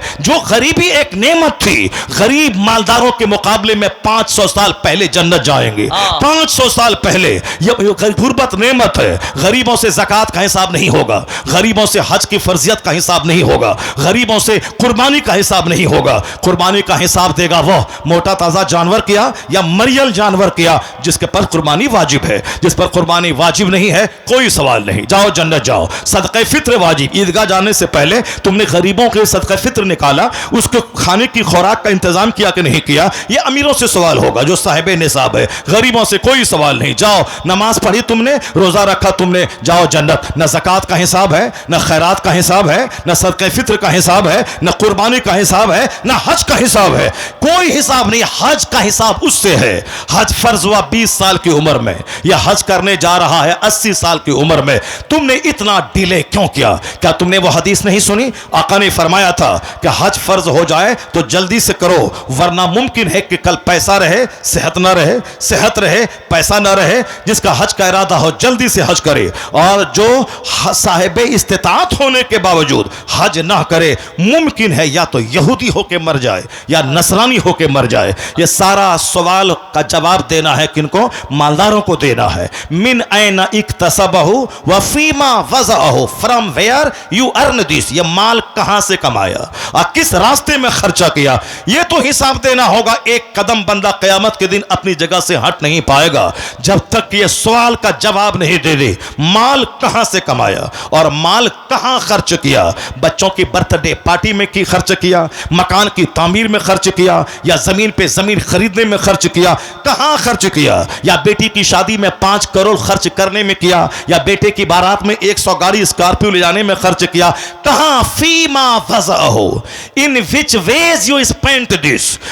हदीस में आया है कि ला तज़ूल क़दम अब्दिन हत्ता युसअल अन अर्बईन, 4 चीजों का सवाल जब तक बंदों से नहीं होगा, बंदा का पांव अपनी जगह से 1 इंच नहीं हटेगा। पहला सवाल होगा अन उमर ही फीमा अफना, अपनी जिंदगी को तुमने किस काम में लगाया? अपने बहुमूल्य जीवन, कीमती जिंदगी खेलने कूदने, दूसरों का मुंह देखने, सिनेमा देखने, लड़ाने झगड़ाने, थाने वाली की मुखबिरी करने, पुलिस वालों से साजबाज करके अपने खाते पीते भाई को जेल में फंसाने, जेल में डालने, केस में फंसाने में लगाई? किस काम में लगाई? किस काम में लगाई जिंदगी? सवाल होगा। चूंकि जिंदगी अल्लाह ने दी है, किसी के बाप दादा ने जिंदगी नहीं दी है। माँ बाप एक माध्यम है जिसके जरिए से बंदा पैदा होता है, असल पैदा करने वाला खालिक तो अल्लाह है। तो अल्लाह पूछेगा यह जिंदगी, कीमती जिंदगी, नाखून लाजवाब, मोछ लाजवाब, ये सर के बाल लाजवाब। अगर सर के सारे बाल झड़ जाएं तो समाज में निकलना मुश्किल हो जाए। सारे लोग कहेंगे गंजा है, टकला है, और जो टकला गंजा होता है वो अंदर से नामर्द और हिजड़ा भी होता है। क्योंकि सर के बाल का गहरा कनेक्शन नाम कुव्वत मर्दानगी से है, और दाढ़ी के बाल का गहरा कनेक्शन कुव्वत मर्दानगी से है। और जिसकी दाढ़ी नहीं, जो दाढ़ी बार बार मूंडता हो, हकीमों तबीबों ने कहा है 6 नस्ल तक जो दाढ़ी मूंडेगा, 7वीं नस्ल जो पैदा होगी वह हिजड़ों की पैदा होगी, नामर्दों की पैदा होगी। क्योंकि हमने मुंडाया, मेरा बेटा मुंडाया, मेरा पोता मुंडाया, मेरे पोते का बेटा मुंडाया, ये 4 नस्ल हो गई। उसके बाद 2 नस्ल, 6 नस्ल तक जो दाढ़ी मूंडेगा। अच्छा, 7वीं नस्ल जो पैदा होगी वह हिजड़ों और नामर्दों की पैदा होगी। अब कहेंगे अभी जो लोग पैदा हुए ये हिजड़े कहां पैदा हुए? आज से 100 साल पहले सब दाढ़ी रखते थे, हिंदू भी रखते थे, मुसलमान भी रखते थे, क्रिश्चियन रखते थे। आज भी हिंदुओं के जितने पंडित हैं, चाहे आशाराम हो, चाहे साहब वो पंजाब का वो गुरमीत सिंह हो, चाहे कोई भी हो, सबके चेहरे पे लंबी लंबी दाढ़ी। ये साहब देख लें, वो जो योगा मास्टर है, वो योगा मास्टर हरिद्वार का, उसकी भी लंबी दाढ़ी होती है। वो दाढ़ी का मजाक उड़ाने वाला देखा होगा कि कोरोना काल में हमारे प्रधानमंत्री की दाढ़ी भी कितनी लंबी दाढ़ी हो गई थी। अचानक कोई देखे जो नाम ना जानता हो, चेहरा ना देखा हो, वो समझ ले कोई मौलवी साहब है, जो टेलीविजन पे आके भाषण दे रहा है। किस कदर लंबी दाढ़ी, और आज भी दाढ़ी है। ये दाढ़ी रखना मर्दों की पहचान है। और जो दाढ़ी मूंडेगा 7 नस्ल तक, तो 8वीं नस्ल या 7वीं नस्ल जो पैदा होगी वह नामर्दों की पैदा होगी। अल्लाह ने मर्द औरतों के चेहरे पे दाढ़ी नहीं दी, मर्दों के चेहरे पे दाढ़ी दी है। मर्दों औरतों के चेहरे पे दाढ़ी के बाल उगे ये ऐब की बात है, तो मर्दों के चेहरे से दाढ़ी के बाल हटे तो ये भी ऐब की बात है। इसलिए औरतों को हुस्न इसीलिए है दाढ़ी के बाल चेहरे पे ना रहे। अब मर्द का हुस्न ये है कि दाढ़ी के बाल मर्द के चेहरे पे रहे, या इनके लिए है। ये बता दें कि सर के बाल कितनी बड़ी नेमत है, ये दाढ़ी के बाल कितनी बड़ी नेमत है, ये नाखून कितनी बड़ी नेमत है। सर से लेके पांव तक अरबों महासंख्यों साहब रुपए की जो दौलत अल्लाह ने जिस्म की सूरत में दिया है, इसका तुमने बदला क्या दिया? इसका शुक्राना तुमने क्या अदा किया? इस जिंदगी को किस काम में तुमने लगाई? इसका सवाल जब तक जवाब बंदा नहीं देगा 1 इंच नहीं हटेगा। दूसरा सवाल होगा तुमने जवानी किस काम में लगाई? बुढ़ापे में तो सारे लोग नेक बन जाते हैं, बचपन में तो सारे बच्चे खेलते कूदते हैं, बुढ़ापे में बूढ़ा आदमी की जब कमर नहीं उठेगी तो वह क्या गुनाह करेगा? बुढ़ापे में जब हाथ थरथरा जाएगा तो क्या शराब का गिलास लेके पिएगा। असल तौबा जवानी की है। किताब में आया है अल्लाह तबारक व तआला 70 बूढ़ों की तौबा से उतना खुश नहीं होता जितना एक जवान की तौबा से खुश होता है। चूंकि जवान के बदन में शहवत ख्वाहिशात की आग लगी होती है, जवान के बदन में तमन्नाएं हैं, सीने में आरजुएं हैं, विशेष हैं, डिजायर्स हैं, बेशुमार ख्वाहिशात हैं, किसी को देखने का, कुछ पीने का, लड़ने झगड़ने का, साहब बदकारी करने का, कोठे पे जाने का। मगर जो ख्वाहिशात पे कंट्रोल कर ले, खबरदार नहीं कदम बढ़ाना है। और रोने लगे, अल्लाह से भीख मांगे, इलाही गुनाहों से बचा दे, अब मैं तौबा करता हूं, मैं गुनाह नहीं करूंगा, तो जवान की तौबा 70 बूढ़ों की तौबा से बेहतर है। अल्लाह खुश होता है। इसलिए असल इबादत जवानी की। बुढ़ापे में सजदे में जाएगा, पीछे से हवा निकल जाएगी, रोता हुआ मस्जिद से बाहर आ जाएगा। बुढ़ापे में हज करेगा, 99 हाजी हज के बहुत सारे अरकान छोड़ के रोते हुए आते हैं और ये कहते असल हज तो जवानी का हज है। बुढ़ापे में तो एक रुकन अदा करता है, दूसरा रुकन छोड़ता है, तरतीब नहीं अदा कर पाता, बैठ के रोता है। इसलिए असल हज जवानी की, असल नमाज जवानी की। आदमी ईशा पढ़ के मस्जिद में जाए, फजर की नमाज पढ़ के आए, असर पढ़ने मस्जिद जाए, मगरिब की नमाज पढ़ के आए। बुढ़ापे में जब मर्ज लाहिक होगा तो आदमी 1 घंटा पेशाब को रोक नहीं पाएगा, पेशाब उसको हर 1 घंटे के बाद लगेगा, रिया खारिज होगी। इसलिए असल इबादत जवानी की है। बुढ़ापे में कौन जिंदा रहेगा बुढ़ापे तक? इसलिए जवानी के बारे में सवाल होगा। जवानी में जबान का क्या इस्तेमाल किया, आंख का क्या इस्तेमाल किया, ख्वाहिशात का तुम कंट्रोल तुमने कैसा बांधा, शर्मगाहों का कैसा इस्तेमाल किया। तो सवाल होगा जवानी किस काम में गुजारी। चौथा सवाल होगा, तीसरा सवाल होगा माल का माल कहां से कमाया और कहां खर्चा किया। मालदार रोक लिया जाएगा, जवाब दो। गेहूं का हिसाब, धान का हिसाब, आम का हिसाब, खीरा का हिसाब, ककड़ी का हिसाब, ये सारा हिसाब दो। सारा हिसाब देने में रहेगा मालदार, और गरीब 500 साल पहले जन्नत चला जाएगा। गरीब सिर्फ नमाज का हिसाब दे, गरीब सिर्फ रोजे का हिसाब दे। रोजा अमीर गरीब मर्द औरत देहाती सब पर फर्ज है, और रोजा साल में 1 महीना फर्ज है, और नमाज रोजाना 5 टाइम फर्ज है। नमाज में ज्यादा टाइम नहीं लगता। फजर में 10 मिनट, जोहर में 15 मिनट, असर में 10 मिनट, मगरिब में 10 मिनट, ईशा में 15 से 20 मिनट। 12 घंटा जोहर असर फजर से लेकर जोहर तक कोई नमाज फर्ज नहीं है। उस टाइम में वो कमाने का टाइम है, स्कूल का टाइम है, खेती बाड़ी का टाइम है, दुकान में बैठने का टाइम है। इस वक्त में कोई नमाज फर्ज नहीं, फजर से लेकर जोहर तक, ताकि खूब कमाओ, खूब खाओ, खूब खेती बाड़ी करो, खूब दुकान में बैठो। जैसे ही बदन को फ्यूल चाहिए दोपहर के टाइम में, तो दोपहर में जोहर में अल्लाह को सजदा कर ले, फिर काम पे जा, 2 घंटा काम कर, फिर असर में खुदा को सजदा करने आ जा, फिर 1 घंटा बाजार जा, फिर दिन डूबने के बाद मगरिब में खुदा को सजदा कर, फिर बाल बच्चों के साथ रह, और रात में आखिरी बड़ी नमाज ईशा की नमाज पढ़ ले। उसके बाद सो जा, 8 घंटे की गहरी नींद ले, ताकि दिन भर की सारी थकावट तो दूर कर जाए। क्या मतलब अल्लाह ने जो नमाज का टाइमिंग रखा है ये भी हिकमतों से भरा हुआ है। काम के टाइम में जो असल टाइम है फजर से जोहर का, उस टाइम में कोई नमाज फर्ज नहीं है। इशराक पढ़े तो सवाब नहीं, पढ़े तो कोई गुनाह नहीं। चाश्त पढ़े तो सवाब नहीं, पढ़े तो कोई गुनाह नहीं। फर्ज कोई नमाज नहीं है, यह टाइमिंग है। तो तुम 24 घंटे में 8 घंटे सो, 8 घंटे दुकान में काम करो, सिर्फ 1 घंटा निकाल कर 5 बार अपने पैदा करने वाले खालिक को सजदा कर। 1 घंटा सजदा कर, अल्लाह 24 घंटे की बरकतें अता कर देगा। अल्लाह तेरा चेहरा हरा भरा रखेगा।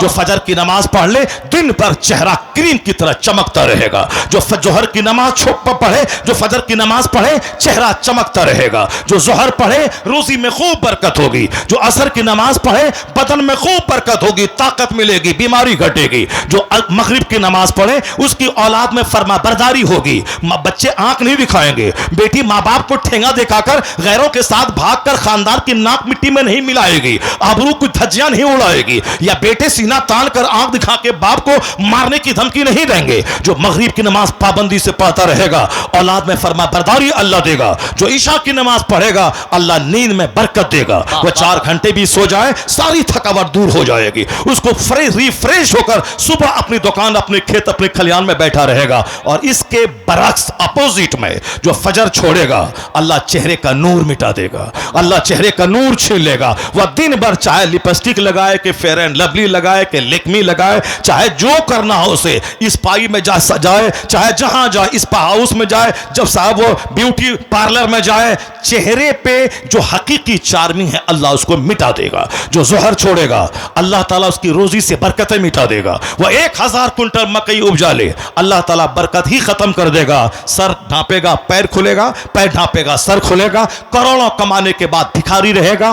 5 करोड़ कमा लेगा, 6 करोड़ की जमीन खरीद लेगा, हाथ सूखा फकीर भूखा, सारी जिंदगी वह कर्जा अदा करता रहेगा। इसी हालत में तड़प तड़प के मर जाएगा। जिंदगी की सच्ची खुशी उसको नहीं मिल पाएगी। और जो शख्स फजर पढ़ेगा, मामूली भी कमा ले, अल्लाह उसमें बरकतें अता करेगा। अल्लाह ताला उस सूखी रोटी में बरकत देगा, कम कमाई में बरकत देगा, जिंदगी हरियाली से भरपूर रहेगी। असर की नमाज जो छोड़ेगा, बदन में ताकत देगा, बदन से ताकत अल्लाह छीन लेगा। जो मगरिब छोड़ेगा, औलाद से फरमा बरदारी अल्लाह छीन लेगा।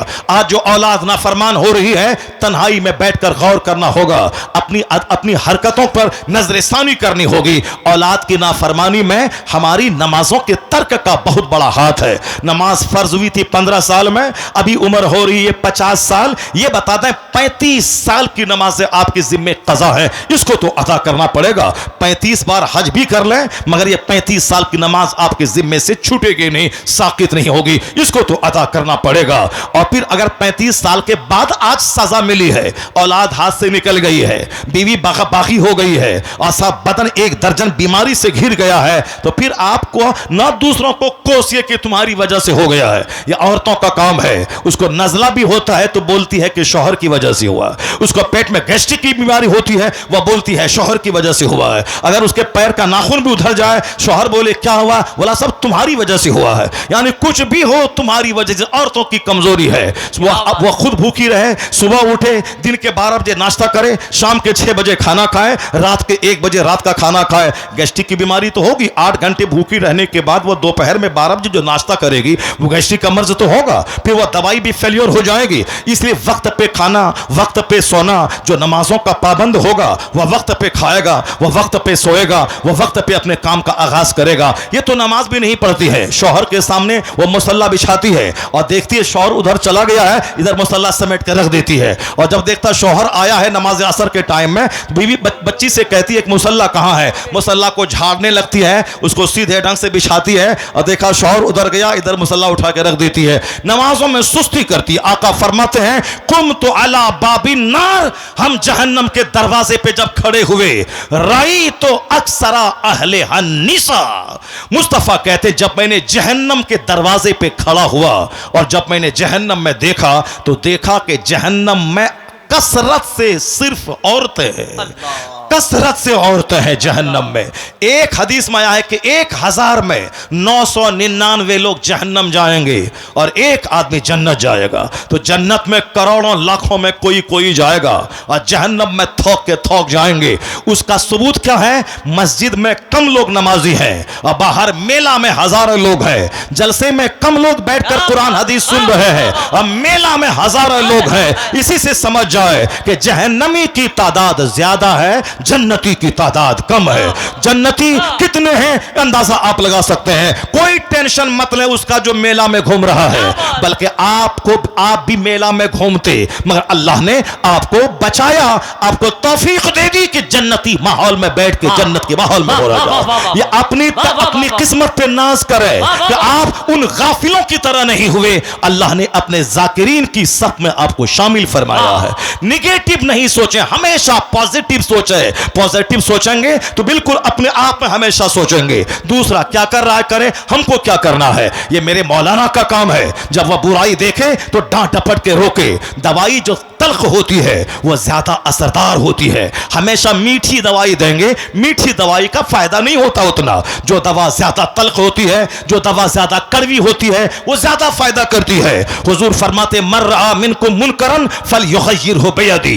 If any one of you sees an evil action he should stop it with his hand. जो तुम में से कोई बुराई देखे उसको चाहे कि हाथ से बुराई को रोक दे। If he is unable to do so फइन लम यस्ताते फबिलिसानिही। अगर हाथ से नहीं रोक पाता है तो जबान से रोके। फइन लम यस्ताते, अगर जबान से भी नहीं रोक पाता है फबिकल्बी ज़ालिका अदअफुल ईमान। दिल से उस बुराई को बुरा जाने।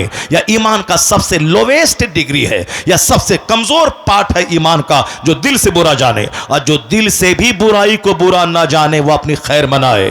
खैर मनाए कि ईमान का क्या हिस्सा उसके दिल में है। या लोवेस्ट डिग्री है शराब को बुरा जानना, ताड़ी को बुरा जानना, सूद को बुरा जानना, बेपर्दगी को बुरा जानना, नमाज छोड़ने को हराम जानना। यह कम जाने कि यह शख्स कितना बदनसीब है जो नमाज नहीं पढ़ रहा है। और जो नमाज छोड़ने को भी अच्छा समझे वो अपने ईमान की खैर मनाए, उसका ईमान चौराहे पे लूट जाएगा।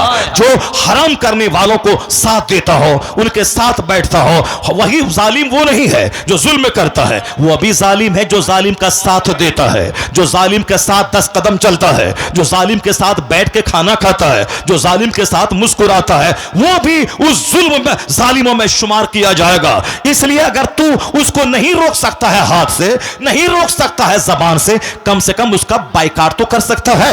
उस जालिम के साथ ना बैठेंगे, जालिम के साथ ना जालिम की बात ना सुनेंगे, जालिम के साथ ना रहेंगे, जालिम की बेटी की शादी में ना जाएंगे, जालिम की दीवार के साए में नहीं रहेंगे। अगर ये क्वालिटी भी दिल में नहीं है तो समझ ले कि तेरा दिल मर चुका है, तेरा दिल अंधा हो चुका है। समाज में जो सूद खाने वाले हैं उसके घर में एक गिलास पानी नहीं पी। जो लोग हराम कमाई करने वाले हैं उसके बेटे का वलीमा मत खा, उसके सोफा पे मत बैठ, उसके घर की दीवार के साए में मत जा।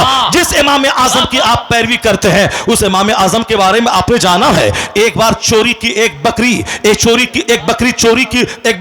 हो गई। एक बकरी की चोरी हो गई। इमाम आजम ने एक साल तक 6 महीने तक बकरी का गोश्त खाना छोड़ दिया, या सोचकर शायद यह गोश्त उसी बकरी का न हो, शायद यह गोश्त उसी बकरी का न हो। 6 महीने तक, साल भर तक आपने बकरी का गोश्त खाना छोड़ दिया। एक शख्स ने आपसे सूद का आपसे कर्ज लिया था, वह कर्ज लिया था। एक बार जनाजे में हाजिर हुए, जबरदस्त धूप थी, लोग भाग भाग के दरख्त और दीवार का साया ढूंढते थे। मेरे इमाम आजम वह दीवार के साए में खड़े न हुए। किसी ने कहा हुजूर बहुत सख्त धूप है, आप इस दीवार के साए में खड़े हो जाएं ताकि थोड़ी सी राहत मिल जाए। कहा नहीं खड़ा रहूंगा। कहा क्यों? कहा यह घर वाला मुझसे पैसा कर्ज लिया है, यह मेरा कर्जदार है। और हदीस में आया है कर्ज देकर जो नफा लिया जाए वही सूद है। अगर मैं इसकी दीवार के साए में रहा, यह नफा लेना, फायदा लेना हो गया, इसलिए मैं इसकी दीवार के साए में नहीं रहूंगा। यह मेरा कर्जदार है। खूब मजे ले लेके वलीमा खाना, आधा खाना आधा फेंकना, खूब मजे ले लेकर गाड़ी पे जब बैठना, खूब मजे ले लेकर शराबी जालिम पापी सूदखोर के पास बैठकर घंटों बातें करना। तन्हा बैठे हैं आलिम, कोई मसला पूछने नहीं जाता। तन्हा बैठे हैं मौलाना, कोई इनके पास हराम हलाल सीखने नहीं जाता। इनके पास कुछ मत कर, आलिम के पास आके बैठ जा, नाइबे पैगंबर के पास जब तक बैठा रहेगा, चेहरा देखता रहेगा, तेरी नेकियों में इजाफा होता चला जाएगा। क्योंकि नाइबे पैगंबर है। जिस तरह पैगंबर आज़म अलैहिस्सलाम के पास साहबा आते थे, हुजूर का चेहरा देखते थे, सरकार का चेहरा देखना इबादत, उसी तरह हुजूर का जो नाइब है उनकी सोहबत में बैठ, उनकी उस सरकार की बात उनकी ज़बानी सुन, फैज से भरा हुआ रहेगा। आलिम के पास नहीं जाना है, डकैत के पास जाना है। मुखिया शराबी है उसके पास दौड़ना है, समिति सूदखोर है उसके पास दौड़ना है, विधायक ज़िनाकार है उसके दरवाजे पे हजारों की भीड़ लगी है। साहब ये मर्डरर, हत्यारा, डकैत, चोर है, ये एमपी, उसके पास 50 गाड़ी आगे पीछे की भीड़ लगी है। ये मत देखना जैसा वो है उसका साथ देने वाला भी वैसा, उसका दिल उजड़ा हुआ है, उसका दिल मरा हुआ है। आलिम के पास कौन बैठेगा? जलसे में कुरान हदीस कौन सुनेगा?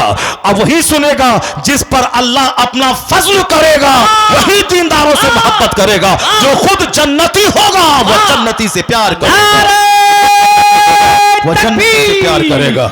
नारे रिसालत, मज़हब इस्लाम, मसलके आला हज़रत। खुद जो जन्नती होगा वह जन्नतियों से प्यार करेगा और खुद जो जहन्नमी होगा वह जहन्नमी से प्यार करेगा। मुंह बौका बन के नहीं रहना है, गूंगा बन के नहीं रहना है। समाज में अगर गूंगा रहा आदमी और बुराई के खिलाफ नहीं बोला तो अल्लाह का अजाब आम नाजिल हो जाएगा।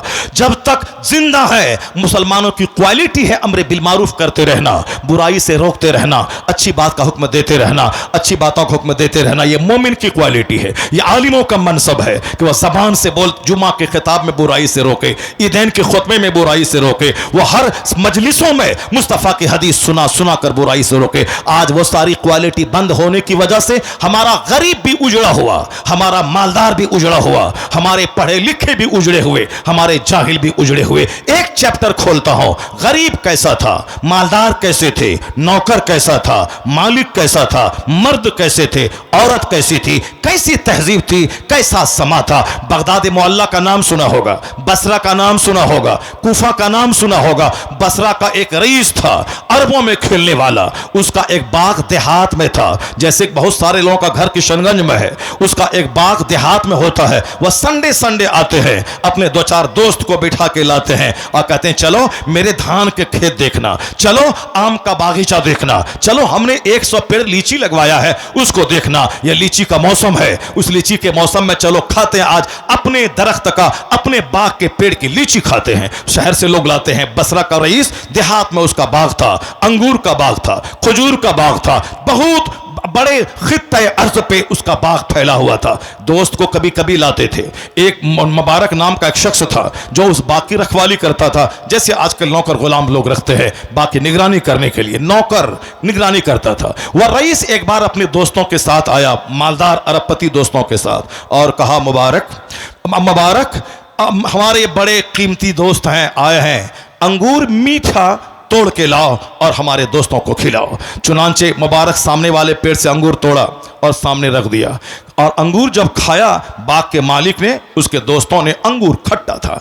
कहा मुबारक तुमको मैंने कहा ये हमारे मुअज़्ज़ज़ दोस्त मालदार दोस्त हैं, इसके लिए मीठा अंगूर तोड़ के लाओ। उन्होंने फिर दूसरे पेड़ का अंगूर तोड़ा और ला के रख दिया। इत्तेफाक से वह अंगूर भी खट्टा था। फिर मुबारक ने कहा, थोड़ा मुबारक को तेवर बदल कर मालिक ने कहा बाग के, मैंने तुमसे कहा ये हमारे बड़े मालदार बड़े कीमती दोस्त हैं, मीठा अंगूर लाओ। तीसरे पेड़ के पास गया, फिर तोड़ा, लाए, इत्तेफाक से वो भी खट्टा था। वो कहा मुबारक तुमने नहीं सुना मेरी बात, मीठा अंगूर मीठा मीठा, ये हमारे दोस्त मेरे शहर से आया है, क्या सोचेंगे, और तुम मीठा अंगूर की बजाय खट्टा ला रहे हो। वो कहा हुजूर माफ फरमाए, मैं कैसे जानूं कि किस दरख्त का अंगूर मीठा है। अल्लाह समद, मैं कैसे जानूं किस दरख्त का अंगूर मीठा है। कहा क्या मतलब? कहा मतलब यही कि आपने मुझे बाग की निगरानी के लिए रखा है। आपने नहीं कहा था इस बाग में अंगूर खाते रहना, आपने कहा था निगरानी करना। मैं निगरानी करता हूं, मैंने अंगूर चखा नहीं है तो मैं जानूं कैसे किस पेड़ का अंगूर मीठा है, किसका खट्टा है। बाग का मालिक कहा सच, कहा हाँ सच, कहा सच, कहा हाँ सच। मोमिन झूठ नहीं बोलता। बाग का मालिक चेहरा देखता रहा, इस जमाने का नौकर गुलाम इस तरह ईमानदार, जबकि सीसी कैमरा भी नहीं है कि मैं आके खंगालूं के कब देखा, कहां तोड़ा, कहां खाया। वो अगर 2-4-10 अंगूर खा भी लेता, अपने घर में 10 केजी भेज भी देता, तो मालिक को क्या पता चलता जहां हजारों पेड़ लगे हुए हैं। अल्लाह का डर। अब्दुल्ला इब्ने उमर रास्ते से गुजर रहे हैं, एक चरवाहे के पास हजारों बकरियां थी। कहा कि भूख लगी है, एक बकरी मेरे हाथ बेच दो। चरवाहा बोला कि ये मैं तो निगरान हूं, चरवाहा हूं, बकरी का मालिक तो शहर में रहता है, मैं तो निगरानी करने वाला हूं, मैं कैसे बेचूं। कहा आपने कि एक बकरी बेच डालो, पैसे भी मिल जाएंगे, और मालिक को कह देना कि एक बकरी मर गई। जब हजारों बकरियां यहां हैं, कोई मरेगी, कोई कमजोर होगी, कोई बीमार होगी, तो कह देना बकरियां मर गई। अब्दुल्ला इब्ने उमर ने से उस चरवाहे ने क्या कहा, जरा गौर से सुनिए। चरवाहे ने क्या कहा? चरवाहे ने कहा ठीक है, मालिक तो शहर में रहता है, मैं कह दूंगा कि 5 बकरियां मर गईं, मैं आपके हाथ बकरी बेच दूंगा, पैसा ले लूंगा, मालिक नहीं देखेगा। लेकिन ऐन अल्लाह, ऐन अल्लाह, अल्लाह को कहां ले जाऊं, अल्लाह को कहां ले जाऊं, वो अल्लाह जो हर वक्त मुझको देखता है। अब्दुल्ला इब्ने उमर दंग रहे। कहा चरवाहा इतना खुदा की मौजूदगी पे विश्वास करता है कि मालिक रहे नए शहर में, ये यहां अल्लाह के डर से गुनाहों से बचता है। चरवाहे के ईमान का ये आलम है, उस जमाने के मुत्तकी परहेजगार लोगों के ईमान का क्या आलम होगा। इसलिए आज दुनिया में जो ज़िना, शराब, सूद, पुलिस की मौजूदगी में ज़िना, कचहरी की मौजूदगी में ज़िना, इस्लाम के खिलाफ बोलता है। इस्लाम का अकीदा है कि अल्लाह हर वक्त देख रहा है, अल्लाह को न नींद आती है न ऊंघ आती है, दो फरिश्ते कांधे पर हैं हमारे अमाल को लिखने वाले। अगर ये अकीदा परवान चाहा दुनिया में और दुनिया के लोग मजबूत यकीन लिए रहे कि अल्लाह देख रहा है, बांस के खेत में, मकई के खेत में, 5 स्टार होटल में, नदी के किनारे, ये अकीदा मजबूत होता जाएगा, दुनिया से गुनाह घटता चला जाएगा, दुनिया से गुनाह घटता चला जाएगा। काफिर तो कहता ही नहीं कि अल्लाह है, मुसलमान कहता भी है तो जबान से कहता है, हल्क के नीचे नहीं उतरता है। और जिस दिन हल्क के नीचे ये ईमान उतर जाए, उस दिन वह रात के सन्नाटे में अल्लाह से डरेगा, वह दिन के उजाले में अल्लाह से डरेगा। क्या डर खौफ एक नौकर का। वो बाग का मालिक बोला, मुबारक ये बात सच कहते हो? कहा हुजूर सच कहता हूं, मेरा रब जानता है मैंने आपके बाग का एक अंगूर चखा नहीं है। कहा मुबारक एक बात बताओ, तुम्हारी ईमानदारी ने मेरे दिल को हिला डाला है, तुम्हारी शादी हुई है? कहा नहीं शादी हुई है। मुझ गरीब मिस्कीन नौकर बाग में काम करने वाले को कौन अपनी बेटी देगा? कहा कि अगर मैं अपनी बेटी तुझको दे दूं, अल्लाह समद, कैसे मालदार कैसे रईस हैं, अगर मैं अपनी बेटी तुझको दे दूं तो मुबारक ये नहीं बोला हाँ हाँ मत दीजिए, आप मालिक हैं, आप बाग के मालिक हैं, मैं आपका नौकर हूं, अरबपति कहीं नौकर को बेटी देगा? नहीं नहीं हुजूर, ये नहीं बोला। क्या वो मुबारक जो कि पढ़ा लिखा आदमी था, वह नौकरी करना ऐब की बात नहीं है। पढ़ने लिखने के बाद नौकरी करना, मजदूरी करना ऐब की बात है, झूठ बोलना ऐब की बात है, शराब बेचना ऐब की बात है, सूद खाना ऐब की बात है, मगर गुनाह करना ऐब की बात है, मगर चाय बेचना, हलाल कमाना, यह ऐब की बात नहीं। हलाल का 1 रुपया हराम के 1 करोड़ से बेहतर है। इसको गिरा बांध के रखना पड़ेगा। अल्लाह को जवाब देना है, 2 फरिश्ते देख रहे हैं, जमीन सीसी कैमरा की तरह देख रही है, मरने के बाद कल हिसाब देना है। इस अकीदे को मजबूत रखना है तो बंदा सोने की दीवार, मिट्टी की दीवार दोनों को बराबर समझेगा। क्योंकि अकीदा आखिरत कमजोर हो रहा है और अल्लाह देख रहा है, यह अकीदा कमजोर हो रहा है। इसलिए बंदा कहता मरने के बाद जो होगा देखा जाएगा। अभी घर, मकान, दुकान, अच्छा खाना पीना, कपड़ा, बेटी, दामाद, नौकर, चाकर अभी चाहिए, मरने के बाद जो होगा देखा जाएगा। यह कमजोरों की कहानी है जो 1 मिनट को खुशहाल बनाना चाहता है और जहां खरबों साल रहना है वहां की आग अपने हिस्से में करना चाहता है। अक्लमंद वो है जो 1 मिनट जैसे तैसे रह जाए ताकि खरबों साल की जन्नत उसकी तकदीर में लिख दिया जाए। अक्लमंद हमेशा आखिरत की बात करता है। मुबारक को कहा बाग का मालिक, अगर मैं अपनी बेटी तुझे दे दूं तो वो क्या कहता है, जवाब सुनिए। सारे मुसलमान गौर से सुने।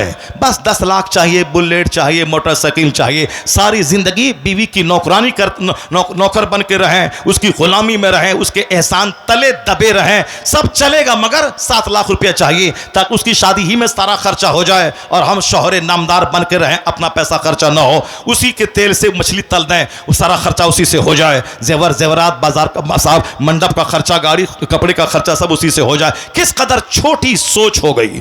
मुबारक कहने लगा हाँ हाँ, यहूदी शादी ब्याह में माल देखता है। मुबारक क्या कह रहा, इस्लामी अकीदा कह रहा है।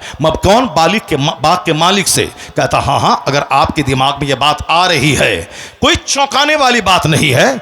मुबारक कहता है यहूदी शादी में माल देखता है। जो लोग शादी में माल की बात करते हैं, गाड़ी, छकड़ा, बुलेट बुलेट बुलेट, जब चलता है बुलेट जमीन थर थर कांपती है। सब लड़के की तमन्ना है कि बुलेट मिले, जमीन थर थर कांपेगी, बुलेट चाहिए, बुलेट, सब गंवार को बुलेट चाहिए। और आजकल जो कलवा है, उस कलवे को भी हूर जैसी औरत चाहिए। ये अपना आईना नहीं देखता कि मेरा मुंह कैसा है, उसको गोरी औरत चाहिए, उसको करीना जैसी खूबसूरत चाहिए। उसको कहिए तेरी बहन जो काली है वो कहां जाएगी। अगर हर लड़का गोरी औरत को पसंद करे तो तेरी काली बहन को कौन उठाएगा? तेरी काली बहन किसके निकाह में जाएगी?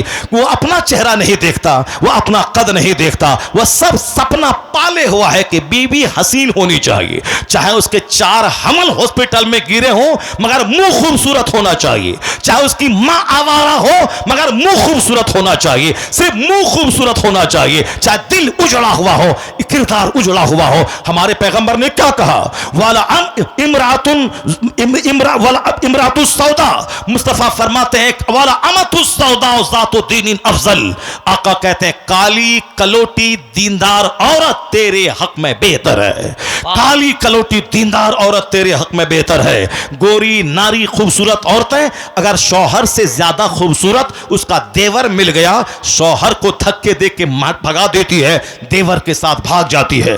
इसलिए मुस्तफा ने कहा था ला तज़व्वजुहुन्ना ले हुस्ने हिन्ना, औरतों का सिर्फ हुस्न देख के शादी मत कर। आज गंवार जाहिल पढ़ा बेपढ़ा लुच्चा लफंगा चपरासी मास्टर दारोगा सब यही कहता है खूबसूरत खातून चाहिए।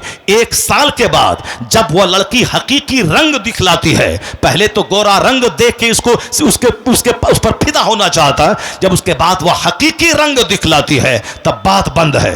ले ससुराल में फेंक दिया, तलाक दे दिया, घर से बाहर निकल गया, जहर खा के मर गया, ये सारी चीजें हो रही है। सब समाज में ऐसा हो रहा है। पहले गोरा रंग देखा था, अब जहर खा के मरना चाहता है। मुस्तफा से हट के जो जिएगा वह कभी मंजिल मकसूद पे नहीं पहुंचेगा। हुजूर ने कहा दीनदारी देखना निकाह में, और तुमने माल देखा, हुस्न देखा। आज अगर निकाह टूट रहा है, तलाक हो रही है, समाज बिखर रहा है, तो खिलाफे पैगंबर कसे रह गुज़ीर कि हर चीज बमंजिल लखाहत रसीद। मुस्तफा के खिलाफ जो करेगा कभी मंजिल मकसूद पर नहीं पहुंचेगा। वह मुबारक क्या कहता है, हाँ हाँ यहूदी माल देखता है, नसरानी हुस्न देखता है शादी में। यहूदियत है ये जो माल देखे शादी में, नसरानियत है ये जो शादी में सिर्फ खूबसूरती देखे। या चेहरा चाटना है, चूमना है, या सिर्फ औलाद और नस्लों को देखना है। खानदान आबाद होता है औलाद से, शादी होती है औलाद के लिए, ना कि सिर्फ चेहरा चूमने और चाटने के लिए। औलाद कैसी होगी, औलाद फरमा बरदार, औलाद सहीहुल आज़ा, औलाद हो फरमा बरदार, उसके लिए जिस जमीन से वह औलाद पैदा होती है उस जमीन का जरखेज होना जरूरी है। मां है जमीन, बाप है बीज डालने वाला। बीज नाकारा हो और जमीन नाकारा हो तो फसल जली हुई पैदा होती है। जब मां हो सर से लेके पांव तक नेकी का मुजस्समा, और बाप हो अपने वक्त का सही और मुत्तकी परहेजगार इंसान, तब बेटा जमाने का कुतुब पैदा होता है, तब बेटा अब्दाल पैदा होता है। जब मां थी फातिमतु ज़हरा और बाप थे शेरे खुदा मौला अली, दिन भर जहाद रात भर सजदा, तब बेटा इतिहास रचने वाला हसन और हुसैन पैदा हुआ। इस मां जमीन है, इसलिए सिर्फ चेहरा चूमने के लिए ब्याह मत करना, औलाद के लिए ब्याह करना। तो अब मां जो जमीन है वह जमीन सड़ी हुई ना हो, वह जमीन गली हुई ना हो, वह जमीन जली हुई ना हो, जमीन सरखेज हो, दीनदार हो। यहूदी माल देखता है, नसरानी खूबसूरती देखता है। और मुबारक क्या बोला, क्या बोला, मोहम्मदी दीन देखता है। सुभान अल्लाह, सुभान। मोहम्मदी दीन देखता है, मोहम्मदी दीन देखता है। मुबारक से कहा बाग के मालिक ने तुम ठहरो, मैं अपनी बीवी से मशवरा करता हूँ, फिर मैं तुमसे बात करता हूँ। वह गया अपना शहर, अपनी बीवी से कहा मुबारक तो ताज्जुब खेज निकला, इतना ईमानदार इस कहीं देखा नहीं गया। मेरी एक बेटी है, हुस्न जमाल की मुजस्समा, चाहता हूँ इस बेटी का अक़्द मैं मुबारक से मैं कर दूं, तेरी क्या राय है। जब शौहर लाजवाब था, वह औरत आजकल की औरतों की तरह डाइन और जोकराइन नहीं थी। नहीं नहीं, मेरी बेटी की शादी उस नौकर से होगी तो दुनिया क्या कहेगी और मेरी बेटी को क्या खिलाएगा। नहीं, वो क्या बोलती है, मैं भी सोचती थी मेरी बेटिया का शौहर जन्नती और वली मिल जाए, ईमानदार मिले। आपकी जो राय है मैं उस राय से मुत्तफिक हूं, अलबत्ता बेटी जवान है, उससे मशवरा कर लिया जाए। उन्होंने बेटी से जाकर मां बोली कि बेटा, बाप ने तेरे लिए ईमानदार मुबारक का सिलेक्शन किया है। अगर आज की बेटी होती तो कहती नहीं नहीं, नौकर के साथ मैं एक बाग के मालिक की बेटी कभी नहीं शादी करूंगी, मैं मर जाऊंगी, मैं दीवार से सर टकरा लूंगी, मैं मर जाऊंगी, खुदकुशी कर लूंगी। जैसा माहौल वैसी औलाद। वो क्या बोली, मेरी मां की जो मर्जी है, मेरे बाप की जो मर्जी है, बाप मां की मर्जी पे सरे तस्लीम झुका देती हो। माँ बाप की मर्जी पे सरे तस्लीम झुका देती हो, माँ बाप की मर्जी पर सरे तस्लीम झुका देती हो। यहाँ जहां हमारा जोकर बेटा बोलता बाप आपको इसी लड़की से शादी करवाना होगा वरना बेटा से हाथ धो बैठिएगा, और लड़की बोलती है इससे मैंने प्यार किया है, इससे शादी करवाना होगा ना तो मैं जहर खा के मर जाऊंगी। माँ बाप मरता क्या ना करता, कहा चलो जाओ जो तुम्हारे मुकद्दर में है, जहां तुम चाहती हो वहीं जाओ, जैसा हम वैसी मेरी औलाद। अगर बाप कैसा लाजवाब, मां कैसी लाजवाब, औलाद क्या बोलती है, मां बाप की मर्जी पे सरे तस्लीम खम है। जो अपनी मर्जी से शादी करेगा उस शादी में कभी ठहराव कभी स्टेबिलिटी नहीं होगी। जो मां बाप की पसंद के मुताबिक शादी करेगा उस शादी में बरकतें होती हैं, उसमें रहमतें शामिल होती हैं। इसलिए यहूदो नसारा की तरह love marriage love marriage love marriage love marriage love marriage की को मुस्लिम सोसाइटी में दाखिल मत दे, बल्कि नेक परहेजगार औरत को प्रेफरेंस दे, तरजीह दे। अगर लड़की नेक हुई औलाद का नेक बनना तय है। समाज के रईसों से मशवरा लिया गया कि मैं अपने गुलाम मुबारक से अपनी बेटी का अक्द करना चाहता हूं। सारे अरबपति दोस्त, चुके वो खुद अरबपति था, उसके दोस्त अरबपति थे, सब ने कहा हाँ इस ईमानदार ऑनेस्ट लड़का कहां मिलेगा, क्योंकि मालदारों के दिमाग में तकवा की कैफियत थी। मैं कहना चाहता हूं आज हमारे मालदार, आज हमारे गरीब जो जन्नत जाना था वह शराबी चरसी बन गया। जो हमारे मालदार को दौलत खर्च करके मदरसा में मस्जिद में मस्जिद बनाकर मदरसा बनाकर गरीबों मिस्किनों को देकर आलिमों की खिदमत करके बीमारों का इलाज करवा के दौलत खर्च करके जन्नत खरीद लेता, मगर वो सारे पैसे एलईडी टीवी खरीदने में, सारे पैसे नाचने गाने में, डीजे में, सब में खर्च हो रहे हैं, मगर दीन की राह में खर्च नहीं। दौलत ने जहन्नम में दाखिल किया, यहां गरीबी ने जहन्नम में दाखिल किया। जबकि गरीबी जन्नत जाने का शानदार जरिया, मालदारी जन्नत जाने का शानदार जरिया। दीन नहीं है तो मालदारी भी आफत, गरीबी भी आफत। जहां दीन है मालदारी भी में भी जन्नत है, गरीबी में भी जन्नत है। असल चीज दीनदारी है। मां रईसों ने मशवरा दिया, सारे कूफा के रोसा की मौजूदगी में मुबारक को बुलाया गया और मुबारक को उनके निकाह में बसरा का अरबपति अपनी बेटी को उनके निकाह में दे दिया। हर तरफ से मुबारकबादियां आने लगी। अब मुबारक की शादी को मुबारक और मसूद समझा गया। मालूम है सारा काम तो अल्लाह ही करता है, कुदरत का कानून है, अल्लाह ही सब कुछ करने वाला है। मुबारक आप अगर तकरीर सुनते हैं, अगर आपने इस्लामी स्टडी इस्लामिक तारीख पढ़ी है, अब्दुल्ला इब्ने मुबारक का नाम आपने सुना होगा। इस्लामी तारीख में 10 बड़े मुहद्दिसीन हैं, उन मुहद्दिसीन में एक नाम अब्दुल्ला इब्ने मुबारक का आता है। तो वह मुबारक ही था जो बाग का रखवाली करने वाला। वह खातून थी अरबपति बनाने की बेटी होने के बावजूद तहज्जुद पढ़ने वाली। और जब लाका ईमानदार और लड़की मुहज्जब मिली, उन्हीं दोनों जोड़े से जो तीसरा वजूद तैयार हुआ, उसी का नाम अब्दुल्ला इब्ने मुबारक है। जब बाप हो मुबारक जैसा, तब बेटा अब्दुल्ला इब्ने मुबारक हुआ। जब बाप हुए अली, मां हुई फातिमा, तब बेटा हसन और हुसैन पैदा हुआ। जब बाप हुए मूसा जंगी दोस्त और मां हुई सर से लेके पांव तक नेकी का मुजस्समा, तब बेटा वलियों का सरदार अब्दुल कादिर जिलानी पैदा हुआ। जब बाप सैयद गयासुद्दीन जैसा जाहिद और मां रात के आखिरी पैर मुसल्ले पे सजदा करने वाली, तब बेटा 90 लाख काफिरों को कलमा पढ़ाने वाला मोइनुद्दीन अजमेरी जन्म लिया। जब बाप हुए आबिदो जाहिद और मां हुई अजनबी मर्दों से सारा जिस्म छुपाने वाली, तब बेटा नाइबे गरीब नवाज खुदबुद्दीन बख्तियार काकी की सूरत में पैदा हुआ। जब मां हुई राबिया असर सैयदा जुलेखा जैसी